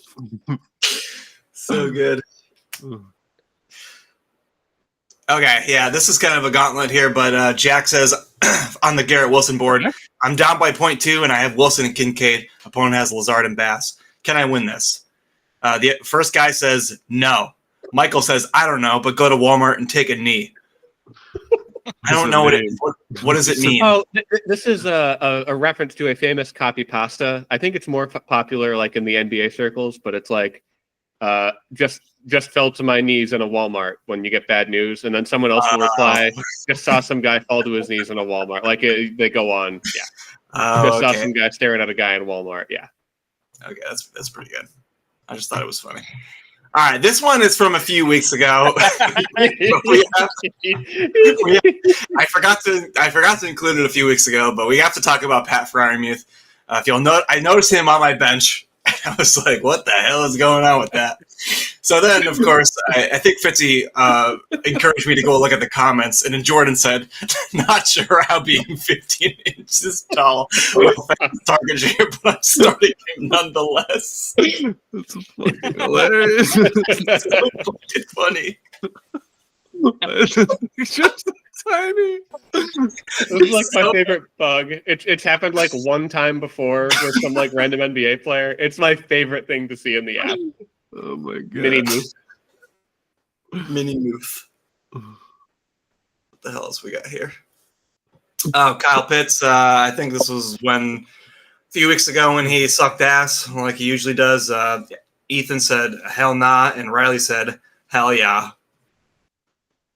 Right back to back, and to me, The duality of man. The duality of man, and now we're going to see the singularity of man, because Colin found a good one here. 3 minutes separated. Well, I will say that it's just that Kim has him on her team, and I always tell her to check the comments on these players. So she sent me this. She was probably like, "What the heck?" And this is just 2 in a line of these, by the way. Like there was like 10 of these in a row. So 10? It might have been like 8. I don't know, but it was more than it was scrolling. It was scrolling. Maybe like one little comment between them, but like it was just walls of this. People were very upset. Beautiful. All right, I've got a couple quick comments here next. You know I'm always checking out my boy Jake Bobo. Got to see what's up in the Jake Bobo world. And Tom Brady says TK12 fans are glazing this man. I only screen capped this because TK, if you look at your keyboard, K is not next to B. I don't understand how this happened. Did we find a Tim Kelleher burner account here, perhaps? I don't know. Why are they glazing him anyway? None of this makes sense. None of this makes sense. Yeah, I don't understand this. TK12 was silly to me. Nice. Next, I got into a little bit of a rabbit hole, so we're going to go through a couple of Jake Hayner comments. First, at least this guy doesn't eat children blood like Derek. Who's Derek is Jake Hayner. Derek Carr? Okay, Derek Carr, not David. Derek Carr, and Jake Hayner was going to be the starter until they elevated Spencer Rattler. Yeah. Okay, gotcha. So he's the backup to the backup now on the Saints. But why does he say he eats children blood? Apparently, Derek eats children blood. Is he in the? Yeah, go ahead. No way he got suspended for using PED. You can see this back in 2023. Not a lot of people commenting here. I love Graham. What is PEDS? Anyone who goes in here 4 days later and thinks to themselves, I'm sure they're going to come back instead of Googling something. Well, Jeff's kiss to Graham. The innocence of a child. And then finally, his mom is a smoke show. Go look it up. I thought the next two comments were the funnier parts. She's in my area, and Graham says, "Same." It's Graham. He's here. The same Graham coming in a month later to say, "Yeah, she's also a news anchor in my area," as if they don't live in the same area. So Graham's having a good time, and there they are at Jake's high school graduation. So Which one is lovely family. Which one is she? Is that the? Oh, I love little Jordan Humphrey. What do we got? Read this one then. Yep. I remember I picked you up last season when I got eliminated because I liked your name. Yeah, that's why I like him too. It's what? What the? That was just fun. Get owned. Good memory. I don't know. Why would you comment this? Yeah, that's true. Wait, is that not you? That was you, right? That was me. Okay, Yeah. I know the I. Yeah. Oh my god. This one was my favorite one of the week, Corby. Thank you for posting the dang No here. doubt about it. Mitch chimes in, and like every other Calvin Ridley owner, I assume out there, he is this Calvin Ridley death penalty candidate. Truly. My favorite comments are the ones that would be at the top if you sorted by controversial. I love the ones that have like a mixed thumbs up and thumbs down. Those are the interesting ones. So yes, it's a great one. Do you think Calvin Ridley bet the under for himself? He pulled a fucking Jonte Porter. Yep. So that was Yahoo comments. That was fun. Thanks for bearing with us. Great segment. This is I'm job. surprised How would you rate that one, Mike? Four. Yeah. Four booms. Four booms. I don't know what it is. I think this section could be more for us than for you, the listeners. It's my favorite one every week. It is definitely. No, it's great. It's great. Like I said, when the comments are good, they're like I was tearing up. You know. So it's great. It's good. This is Yahoo's best feature. Thank you, Yahoo. Keep up Jake Bobo for sure. I want to see the Jake Bobo stuff. We're on Bobo watch just for you, the listener. I guess it's that time, huh? Let's move on to week 7.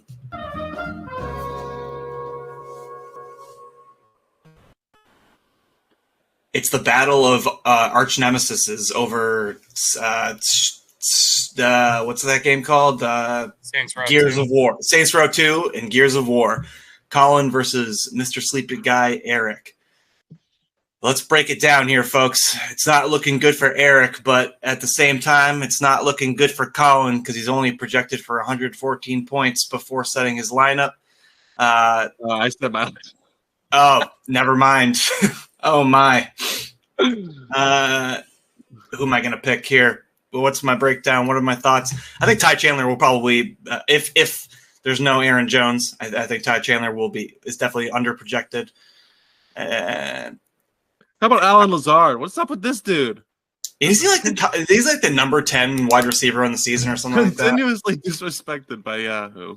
He's tied for the most receiving touchdowns this season with 5. So He's this year's Cortland Sutton, Fitzy. He's right up your alley.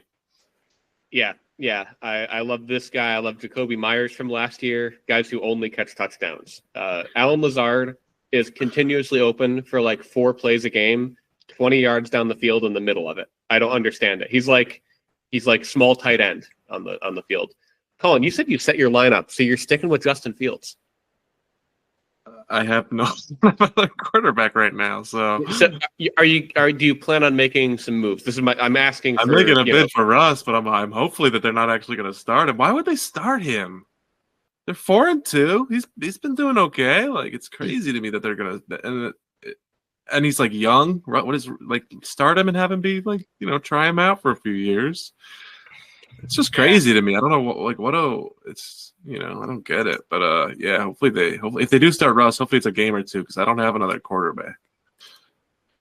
And hopefully Cup plays, hopefully Cook plays, hopefully Kamara plays. We'll see about any of those guys. I think Kamara will play. I don't know about the other two. Although it is a short week for Kamara, so I don't know, man. It's gonna be a tough one for me. But I'm always gonna pick myself, so I'll pick me. Is your bid for? You can tell us. We're not going to outbid you just because. My bid right now. Full 20. No, I don't care that much about Russ. All right, Eric, you just got yourself a supporter. I'm picking Eric against Colin's one quarterback. I just sent Colin a trade for a quarterback. Ooh. I'm still picking Eric. Yeah, sorry, Colin. Have we ever had a live trade on the pod? Never happened. Besides when Fitzy accepted the Duvernay one or whatever that was? Yeah, the totem trade. Oh, and our first guest pick, Mike. Mike, who you got in this one, buddy? Well, I think it's crazy that the Steelers would start Russell Wilson against the Jets when they struggle so much against a running quarterback, and that's Justin Fields' bread and butter. I think they'll contain Russell Wilson pretty well, so I think if they're going to start him, they should at least wait a week. And Justin Fields has been fine. So I think they'll still see him in the game in maybe some plays here and there, I think Alan Lazard's under project. Well, Devontae Adams coming in that game. Ty Chandler's might get the start. So I don't think it's going to be a blowout by any means. Look, I'm going to give it to Colin. I'm going to give it to Colin. I think Colin's going to squeak out a win. He's had so many of these world's tiniest violin losses. I think he's due for a win. I didn't know Devontae got traded. What, really? Sucks, dude. Fuck. Welcome back to Coin. Welcome back, Coin. Hi, welcome. How are you? The Coin's feeling great, and the Coin is feeling like Colin's not going to be that great this week because the Coin is taking Eric. So I'm on Colin. No, I'm with you, Colin. Okay. With Colin, yes. Okay, I'm with Colin. I'm at Colin Island then, technically. Uh-oh, I just remembered to roll the die, and the Coin is feeling strong. The Coin is locking in Eric this week. We can breeze through this one. Oh, why don't you take it, Corby? Yeah, look at this one. Me versus Taylor. Taylor is I'm projected for almost 50 points more than Taylor at this point, which is kind of a big spread. I guess. So I'm looking at Taylor's bench right now. Ramondre is on the bench. Rashad White's on the bench. Waddle he hasn't put in yet. That makes sense. I mean, last week Taylor was my lock of the week. So, of course, naturally, I'm going to choose myself here and lock in against Taylor. Even though this may be the biggest trap game of all trap games, I am confident that my squad will continue to perform well, especially because of the fact that most of my good players are off by and hopefully going to play. I am looking at you, Malik Neighbors. I hope you play this week. I love you, buddy.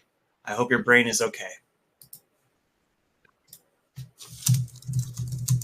I got nothing else to add. Really, you mentioned yes, of course, Taylor has yet to really set his lineup. I think he's got a ceiling here where he could probably really squeeze in like an extra 15 or 18 points, maybe. He's going to be projected to lose to you by at least 30. Lock of the week. Give me Corby. Yeah, you guys said it. I'm thinking Corby as well. Yeah, it's tough sledding.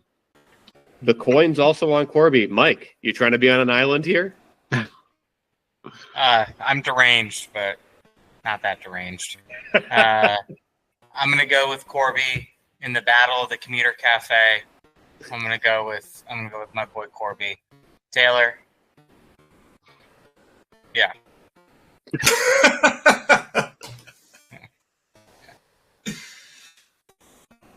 From to a 50-50 coin flip matchup, at least as of right now, according to Yahoo. I think this could be game of the week. That's not just the 50-50 spread. This is also a question, because we got to ask ourselves, is Tyler really going to get 4 points out of his tight end? Is Chris really going to keep Dallas on his defense spot? I think no to both of those. I think Tyler's going to get less than 4, and that Chris is going to get more than 0 from his defense. So, real simple here. I'm going to take Chris Cloud. I'm picking Tyler. Tyler's due. All right. I believe in his big team. This is maybe the only time you'll ever hear me say these words. I think Najee Harris might be underprojected here.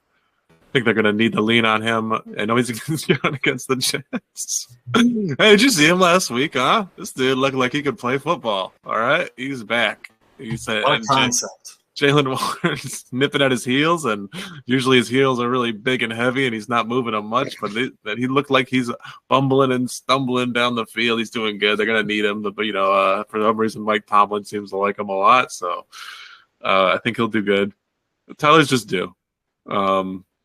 And Chris has got a great team, but I just have to believe in my great awesome chart and pick Tyler. So go Tyler. I'm gonna lock him in because I want to use that one. So lock in Tyler. We're going to Tyler on a 50-50 lock of the week. A spicy take here. Forgot to hit that button 2 other times, so I'm gonna do it. Yeah, go ahead. Thanks. Nice. For me, I'm taking Chris here. I just like Chris's core lineup better. I love David Montgomery. Yeah. I think James Conner underperformed last week and will be better. Even though he does have fantasy poison, T. Higgins. T. Higgins has been low key pretty good past 3 weeks. He's been great. Love the team, Chris. So I'm going with you, buddy.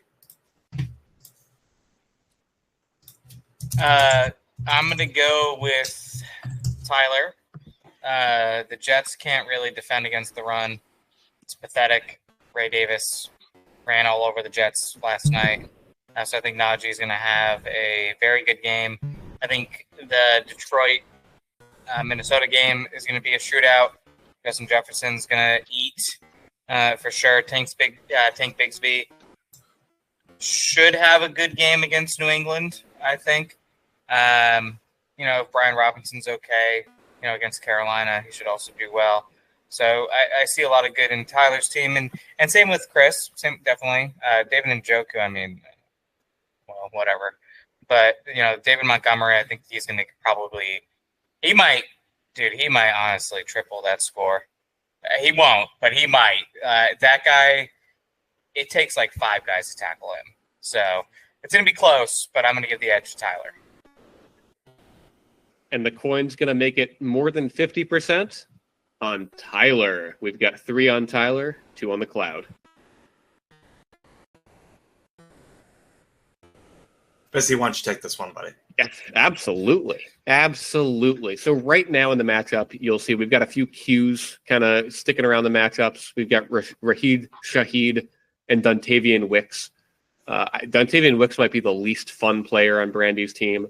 I love picking Brandy because I see those scores and I start licking my lips saying, ooh, that's they could be double. They could be, like Mike said, triple that score. But I do think I like Drake May as a fantasy player. I like Pittsburgh D against the Jets. I'm sorry. There's something about the Jets offense right now that maybe with Devontae, I think will turn around. But until it happens, I'm going to get my double-digit defense. If Marvin Harrison doesn't play, I've got backup plans. If Anthony Richardson doesn't play, I've got Sam Darnold-shaped backup plans. I think I've got what it takes to get it done, even with the contingency plans. I'll take myself. Yeah, I totally agree with you, Fitz, here. As I talked about earlier, I think Brandy's got a lot of injuries piling up right now. I doubt that Shaheed plays. I doubt that Wicks plays. I don't know. I doubt that Jordan Mason plays. I don't know the status of Jonathan Taylor. I don't know if he's playing. I don't know if he's practicing. With all that in mind, still has a solid squad with Kareem Hunt and Raheem Mostert being the running backs. Hopefully DK can get his head out of his bunghole and make some plays and whatnot. It's stacking up against Brandy right now, like I alluded to. So that's why I'm going with you, Fitzy. Let me tell you, Marvin Harrison is not going to play. So I know. He's in flex for a reason. Yeah. I'm also going to pick you, Fitzy. Similarly to Tyler, I think Brandy's kind of got Brandy's at 4-2. You're at 3-3, and I feel like you're better than a 3-3 team. I think you've got a course correct here. Ryan Thomas Jr. is the real deal. Jameson Williams is catching balls out there. He's doing good suddenly, and so we're gonna play a whole round of Fitzy here, or I guess Mike will tell us. Yeah, so when I look at this, Fitzy in your squad, obviously Marvin Harrison, like we said. Brian Thomas, he's going to get the Gonzalez treatment. I think he's over projected right now. Christian Gonzalez is a beast. I love him. I hate to say that, and also I hate to say that Drake May looked good. I think he's going to do, pretty good against the Jags. I mean, I'm not going to watch that game. I'm not waking up at 9:30 to watch that. I might sleep in a little bit. Anthony Richardson, I'm not a fan of personally, but nor is Michael Pittman. But you got AJ Brown, Devontae Smith. They're going to do fine. Chuba Hubbard. I do think it will be the David Montgomery show again. Sam Laporta, we'll see, and Jameson Williams. Vikings. Receiving defense or pass defense is a little shaky, so I think they're poised to have a good game. But Kirk against Seattle, I think Seattle is really banged up on defense, so I think he's gonna have a good game. Same with Jalen Hurts. DK will have a good game. Bowers as well. Mostert is back. He's always good. Kareem Hunt was looking really good last game. So I'm going to give it to Brandy, because Fitzy, I think it's your year, but it's not your week. No! The curse, Mike. And that's going to put Brandy, or Mike, I should say, on Brandy Island, because the coin believes in me too. It was nearly a full round. I only collected 4 of the Infinity Stones there, Mike. But we'll see how many Infinity Stones go for Mr. P in this week's edition of a Chris Bowl. The projections for Chris Colby are closer than they have been the past couple of weeks. And you got to ask yourself, if Braylon Allen had just not had that hold called, he might have scored 8 last week, probably even 9 maybe. Is Spencer Rattler going to? Yeah, probably not. He's probably going to score about 11 against Denver's defense on Thursday night. That sounds correct. This one is tough because I know Chris is going to get another win this year. And I said I was taking the field. I don't think I'm taking the week. On the week-to-week, I might not be. Chris P, throw Rogan, still believing in Aaron Rodgers. Give me the P. Fitzy, you said this was tough. This is not tough. This is the number 1 team versus the number 12 team. The unbeatable force versus the unwinnable object. It's pretty simple here. I'm taking Chris P in a landslide. He's going to destroy Chef Boyardee. I agree. This was easy for me. I don't know how because Chris. I know Chris also has he's got like Jerry Jeudy on his bench, who's going to step up without Amari Cooper. Trey Tucker's there without Devontae, and Achan might be back. I don't know how his health is going or what that looks like, but so I don't even know if this is I don't know if this is his full strength. Regardless, I don't think he'll need to be. I think Chris Patnode here, he's got a pretty. It's crazy that he's going to be 6-1, but I just think, it looks like he is. So good for him. I'm picking Chris. Chris Padnote, that is.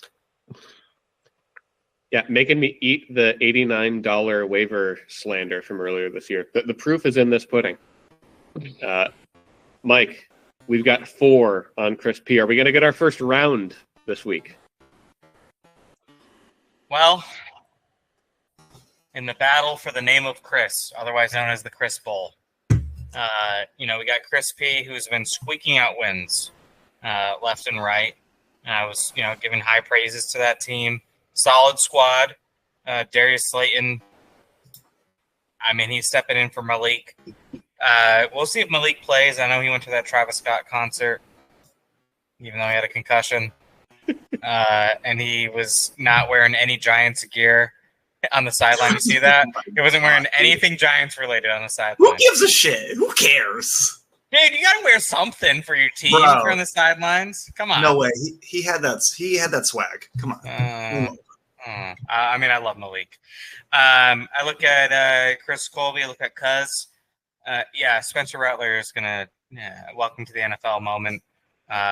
Is Surtain gonna play, Corby? Undetermined. Undetermined?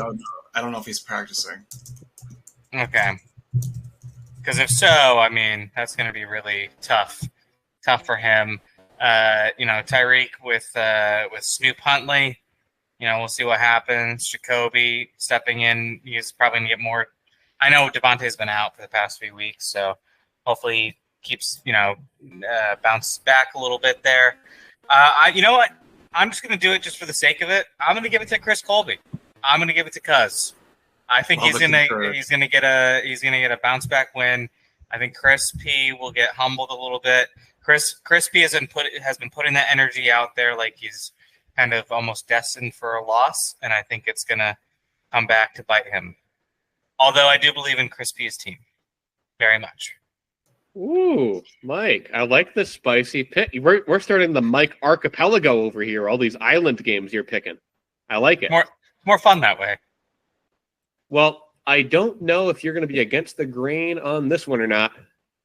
Mike, you're taking on Adam. Break this one down for me. Oh.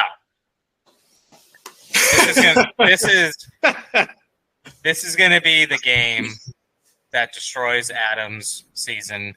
This is the Joker mode game. This is where we're going to see the Joker come out. We're going to see that in his profile picture. It's going to be Patrick Mahomes with a Joker overlay over it.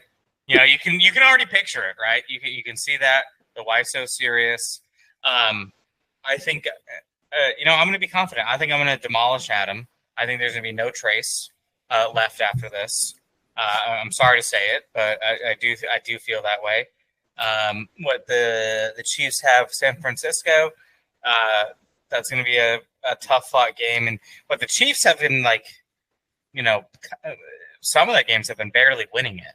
I know Juju had a great game, obviously last week. They won that game pretty handedly, or not last week, but the week before. But I don't see it. I don't see Adam taking over me.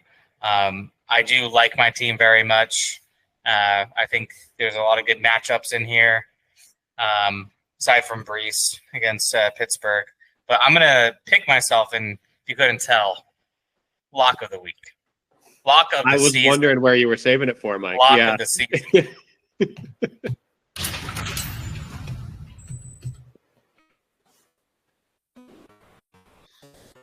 I'm picking Mike too. Fuck Adam. Yeah, I'm picking Mike too. Fuck Adam. Yeah, I think I'm picking Here we Mike go. Too. Fuck Adam. And the coin is taking Mike too. We did. So I've only got one question. Which profile picture is Adam going to use next week? Because I Googled Patrick Mahomes Joker. Is it this one? Or this one? Because he's not going any deeper than the first and second results on Google. I love him. I also like that this one was called Marquez Valdez Scantling something. Oh, well, yeah. That would definitely make Mahomes go Joker mode. So, yeah. We got our first round of the week, and it's on Mike. Speaking of things of the week, let's gamble with bets of the week.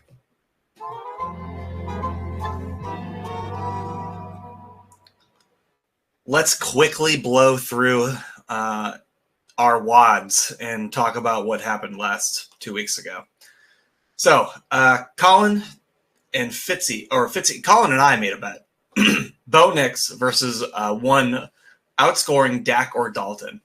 And not only did he do that, he outscored both of them combined, which is great. Doesn't bode well for my wallet, but great for Bo Nix. The second coming of Lamar Jackson, as I said at the beginning of the season. We also had a tight end regret bet, which I knew was happening as soon as I made the bet. This was already a sealed deal, and so it was my starting tight end would be outscored by my sitting tight end, and I made the decision to sit Kyle Pitts for the Muth, and I took a dive there, but I did it so he could flourish in the 2 tight end league, and it was great and it was worth it. I don't care, money well spent. We also had Taysom Hill versus Jacoby Brissett, where Taysom Hill doesn't play, and I believe that this voided that bet. I'm not going to elaborate further. I'll just say Colin wrote it in as Taysom didn't play, and he was ready to give me the money. So I had to write into the show notes that I think that voids the bet. Signed, Fitzy. Now, please don't bring up the Daniel Jones bet again. Thanks. I'm really bummed about this one because I think what did Brissett put up? He put up like 7 points or something. It was not good. Yeah, it was winnable. Could have beat that. It was winnable. Instead, it is voided. No bet. Yeah, I appreciate it. We had another tight end regret bet, of course, which was Colin versus Fitzy, where Fitzy takes Mark Andrews over Colin's next choice, which was Tucker Kraft. And as we all know, Tucker Kraft went bananas that game and totally outscored Mark Andrews, which does not surprise anyone whatsoever. But might have outscored Mark Andrews' season total to that point. He may have done that, honestly. I'm almost certain he did. Yeah. We also had a closest to the pin bet on the total score for Taylor of week 5, where Colin picked 90, Fitzy picked 87, and I picked 86. I think Fitzy and I both picked 86, where Fitzy took 87 by default. And Taylor scores 99.5, giving Colin that victory. We also had the lowest score, Fitzy versus the field, where Fitzy took himself, and Colin said anyone else would score worse than Fitzy. And Fitzy scores an astounding 70.66 and takes that victory. And finally, we had one where Mike will outscore projections. Colin said no, Fitzy said yes. The projection was 137, where the actual score was 113.32. Who's got a bet? Yeah, I believed in you, Mike, and I believe that you're going to want to make a bet with me right now, Mike, because I know you, and I think you want to make bets today. Am I right? You're ready to make a bet? Yeah, with all my money? Yeah, absolutely. Let's go. Let's go. Okay, my bet for you is heads or tails? Tails never fails, baby. It's heads. Fuck! All right, Venmo going. Easy peasy, lemon squeezy. All right, I have a bet. It will resolve on Sunday morning. I call this the Doug Peterson parlay. Step 1, the Jaguars will lose to the New England Patriots. Step 2, Doug Peterson will be fired after this game occurs. Oh, man. Well, let's say after this game occurs and before the Week 8 matchup. I think they're on bye. They may be on bye. Oh, I'm saying that he will not coach another game as the Jaguars after they lose this game. And if the Jaguars win, then I will throw the parlay out and you can have your $5. I will take the Jaguars to not fire Doug Peterson. Okay. Did you see him on the verge of tears on the sideline last week? He's done. He should be fired. Is my opinion. I would rather have him as my coach than Nick Sirianni. You see him yelling at Browns fans? No. Pathetic. Oh, Pathetic. He's a weird guy. Yeah. Oh my God, get over yourself. Dude, is anyone else in the national anthem? Get over it. God, dude, what a baby. Is anyone else in for the Doug Peterson parlay, or is it just me versus Fitzy? Well, I don't want to. I'll go with you, Corby. I think they'll fire him. You think he'll fire? Okay. Well, then let's do a 2v2. Okay, so me versus Fitzy and Colin versus Mike. That sounds good. All right. But dude, they might fire him even if they win. I don't know, man. Have you fucked up? I think he's done.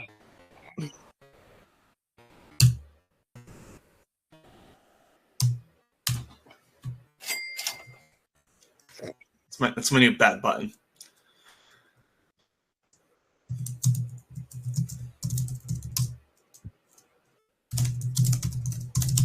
Do you guys take turns doing bets? Yeah, we just go around with whoever's got something. Speak up about it. So Fitzy, earlier we were talking about Eric being within a game of 500, right? For the rest of the season. And I said he'll be 2 games above 500 at some point. Do you want to make it that I think he will be with more than 1 game within 500 at one point in the season? Absolutely. I'll give you the over and the under. I think so strongly he's going to stay very close to. It should make it clear. Regular season only, right? Yes. Playoffs, all yes. that. Yes. Regular season, he is never going to leave the 500 club. Yeah. So okay. So I think within 2. I think he'll be 2. You'll think he'll be 1. Within, yep. Yeah. Okay. All right. Lock it in.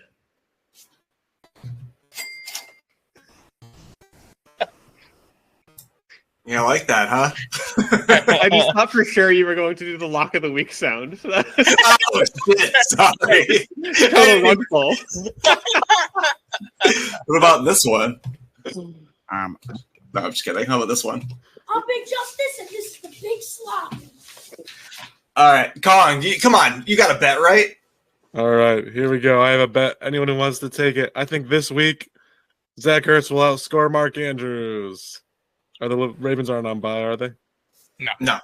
I think Zach Ertz will outscore Mark Andrews. Who's with me? What say you? I will never bet involving that man. Which one? Mark Andrews? Mark Andrews. Keep me away from him. No. This is an ultimate tight end regret bet where one is traded for the other. No, Fitzy? I'm biting my tongue. I'm surprised. I'll take Mark Andrews. Yeah, that a boy. You're surprised only because you know I like to take bets. Well, yeah, you also seem to stand up for Mark Andrews. Or no, were you not? I said earlier, what do you mean do I change my opinion on players? Yeah, I think Mark Andrews is bad now. Oh. You're implying that you almost thought that? You always thought that? Or that I now think that. Oh, okay. So I don't like him, but I'll bet on him for a week. Colin, I do have another bet with you regarding tight ends. I don't know if you'll take it or not, but we can figure something out. I bet that both of my tight ends, that's Kyle Pitts and Pat Freiermuth, will outscore your tight ends, which is Zach Ertz and Tucker Kraft. Like in 2 tight end? Just in total, just total point, just total. I'm saying are those our 2 tight ends and 2 tight ends? Those are our 2 tight ends in this league. In this league. Those are our tight ends. That's also my 2 tight ends in 2 tight end. I didn't realize that. Yes, it is. Isn't that funny? And we're playing each other. Who did you say? Kyle Pitts and Freiermuth? Kyle Pitts and Freiermuth. Yeah, sure. Let's do it. Why not? Let him play. Lock it in. Lock it in. Cha-ching. There it is. Boom it in for me. Okay. Corby, I'll bet you. Let's just do it then. I'll bet you that I'll beat you in 2 tight end this week. Absolutely not. I'm gonna win. I have the best team in that league. I am close. It's actually 20 points close because I'm right behind you.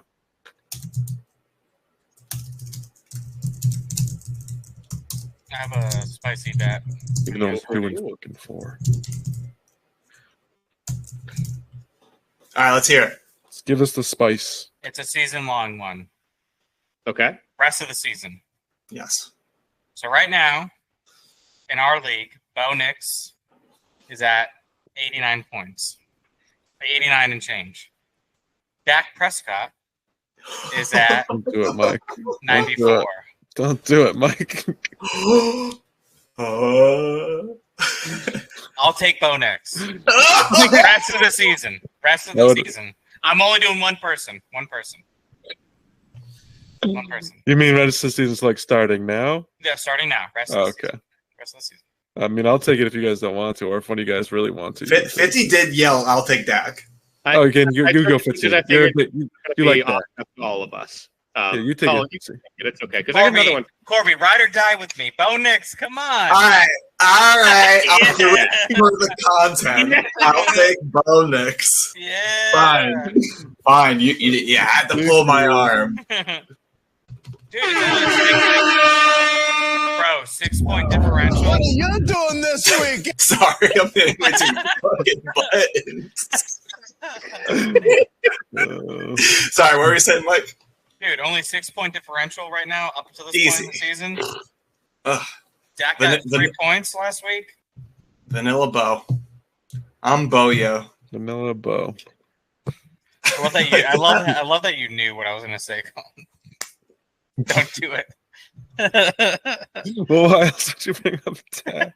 I can't believe that. That's great. I mean, whatever. Stranger things have happened, huh? He does kind of suck. Cowboys suck, dude. I got one in the chamber. I just got to get the numbers here real quick. I think Alan Lazard has outscored the $87 man. Very disappointing. Yeah. When you have the greatest quarterback of all time, and then Dak? of course, A-Rod, dude. You see that Hail Mary? Did you see that Hail Mary last night? That was crazy, dude. Yeah. Okay, Colin, I've got one for you here. Lay it on me, Daddy. So far on the season in our league, one, Mr. Zach Ertz is tight end 14. We've been talking all the time about tight end 14 on the year. And my bet's really simple. I'm taking the over on 14 and a half. I think at least one tight end is going to score, like jump him in the standings. This is for the end of the season? End of season, end of regular season anyway. Ranking. I mean, probably he's going to get hurt. But sure, I'll take Zach Ertz. If you don't believe it, don't put your money on the line. Well, I just on principle, I feel like I have to take a Zach Ertz. That's not a bad one. I love picking on your principles, Colin. That's why I love. You're taking advantage. Yeah, honestly, this is just like the Daniel Jones. No, I'm joking. I'll take Zach Ertz.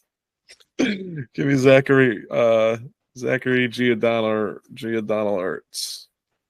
It's his middle name. His middle name is Adam. Zach, give me Zach Giordano? Yeah. Oh, Zach Ertz. Oh. Give me Zach Adam. Dude, what is Zach Giordano up to? Zach Adam. That's who. Did you guys see that Rock movie where he played Zach Adam? I didn't hear the start of your question or the end of Mike's at the same time. This movie. Did you guys see the movie where The Rock played Zach Adam? Are you gonna say it again, or Fitzy said it again? Sorry, I didn't see the Did you movie. hear it that time? The Rock played Zach Adam. Yeah, the DC superhero Zach Adam. Oh, right. No, Adam. Yeah, Oh, Mike gets it. Hey, let's see. Huh? do we want to make a way too early playoff team bet for our league? Oh, I'm what do you think? I'm super early into the season. You know, being as a guest, I'm usually later into the season, so if the pictures are a little clearer, I kind of want to. I don't know. I kind of want to make a bet. Want to look at the teams and see who the playoff teams will be. I like that. We could say we're going to take one of the teams each from position 7, 8, 9, 10 to say that team is going to make the playoffs. I don't know. Whoever gets stuck with Adam's kind of lost, huh? Mm-hmm. I'll take Adam. I'll just take Adam. I believe in Adam. I will take Fitzy. I'll take Fitzy. I was going to take Fitzy. All right. Where's the bet again? Right now in the league standings 7, 8, 9, 10. Oh. Colin, I will take whoever you don't want between Eric and Tyler. Oh, you know I'm taking Tyler. I knew you would. So yeah, I'll take Eric. And then if none of them make playoffs, then whatever. Then everyone sends me $5. And if 3 of them make the playoffs, then the loser has to buy everyone an ice cream sundae. I don't That's know. never gonna happen. No one's ever gonna buy ice cream sundae. If 3 of them make them, those 3 have to buy the other person I like that. ice cream I like that. sundae. That's a consolation prize.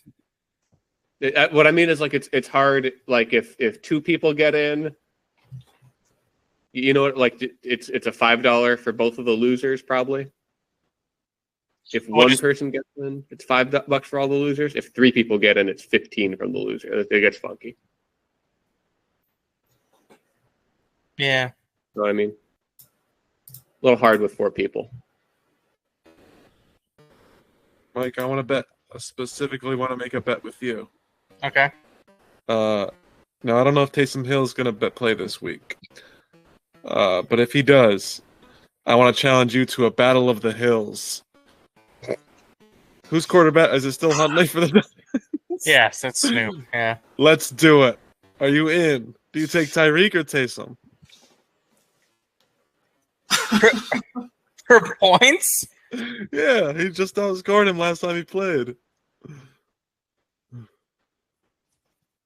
Last week, but the week before, yeah, outscored him. And the Saints are playing the Broncos on Thursday night. That's right. And he probably won't play, kind of, but we'll see. I'll take. You don't take Taysom? I'll take Tyreek. I'll take Tyreek. Yeah, take Tyreek. I'll take Tyreek. I want Taysom. Okay, I'll take Tyreek. What the Sigma? I think I've seen this bet before.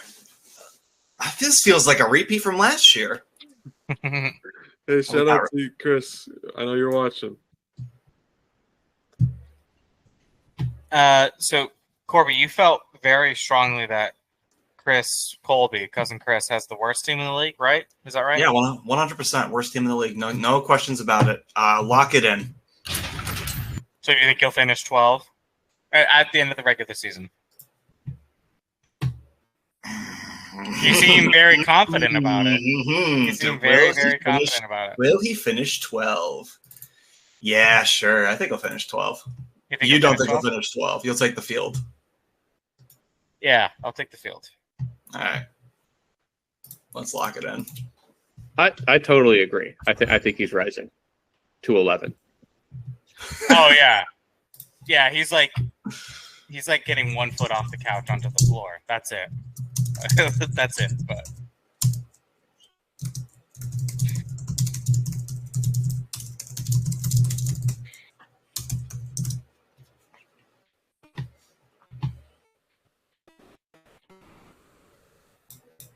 anything else from anybody? Or are our wallets empty? Okay, speaking of return bets, who wants to make a bet about Brian Edwards or Devin Duvernay? All right, I'm done. We've had enough bets today. Oh, wow, I totally forgot about Brian Edwards. Who the fuck is Brian Edwards? Exactly. Oh, man. He's worse than Trey Sermon for me. Oh. Is this one of your bums? Oh, yeah. One of his darlings. I never believed he was a bum. Oh, so he is one of your bums.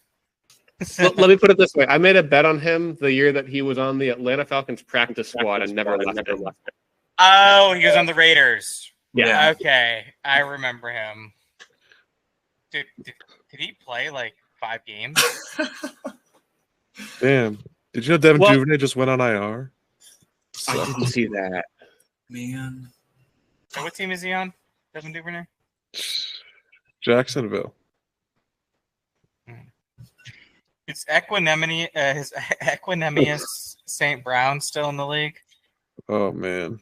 Do you see the stuff with him in the city of Detroit Twitter? Oh, no. Yeah, he's on the Saints. Gonna do a St. Brown bet?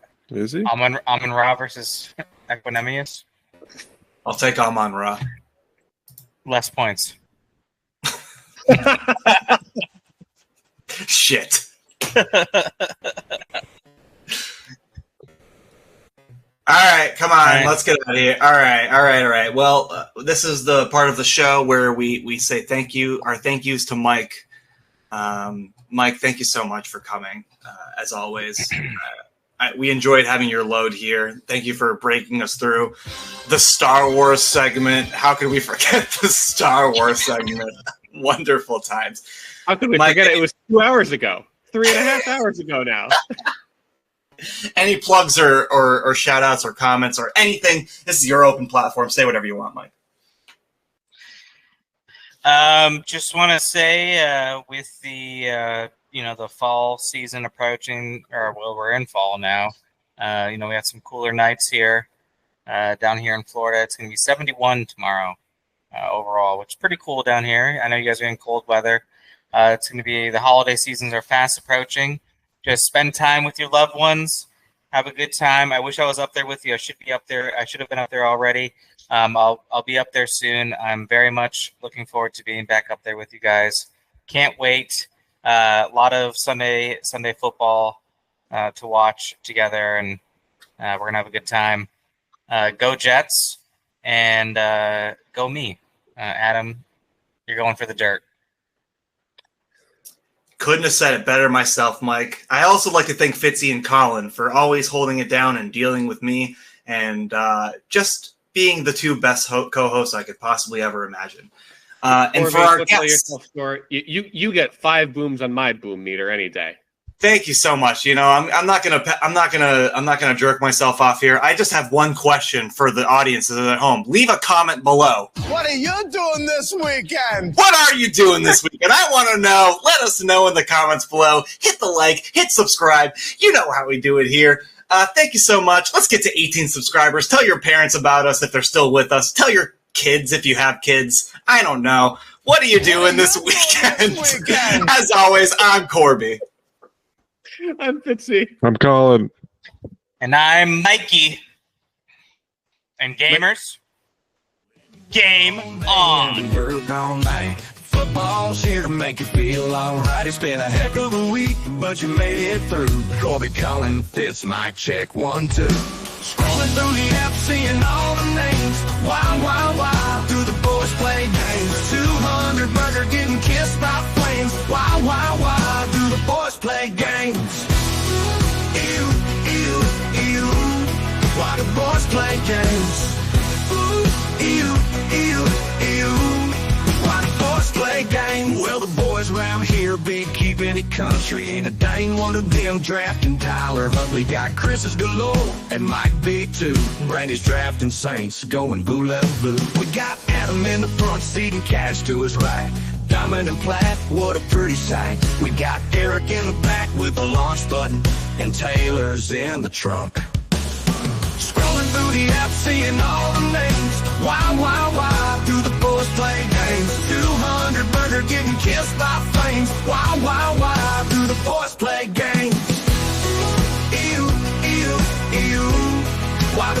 play games. Ooh,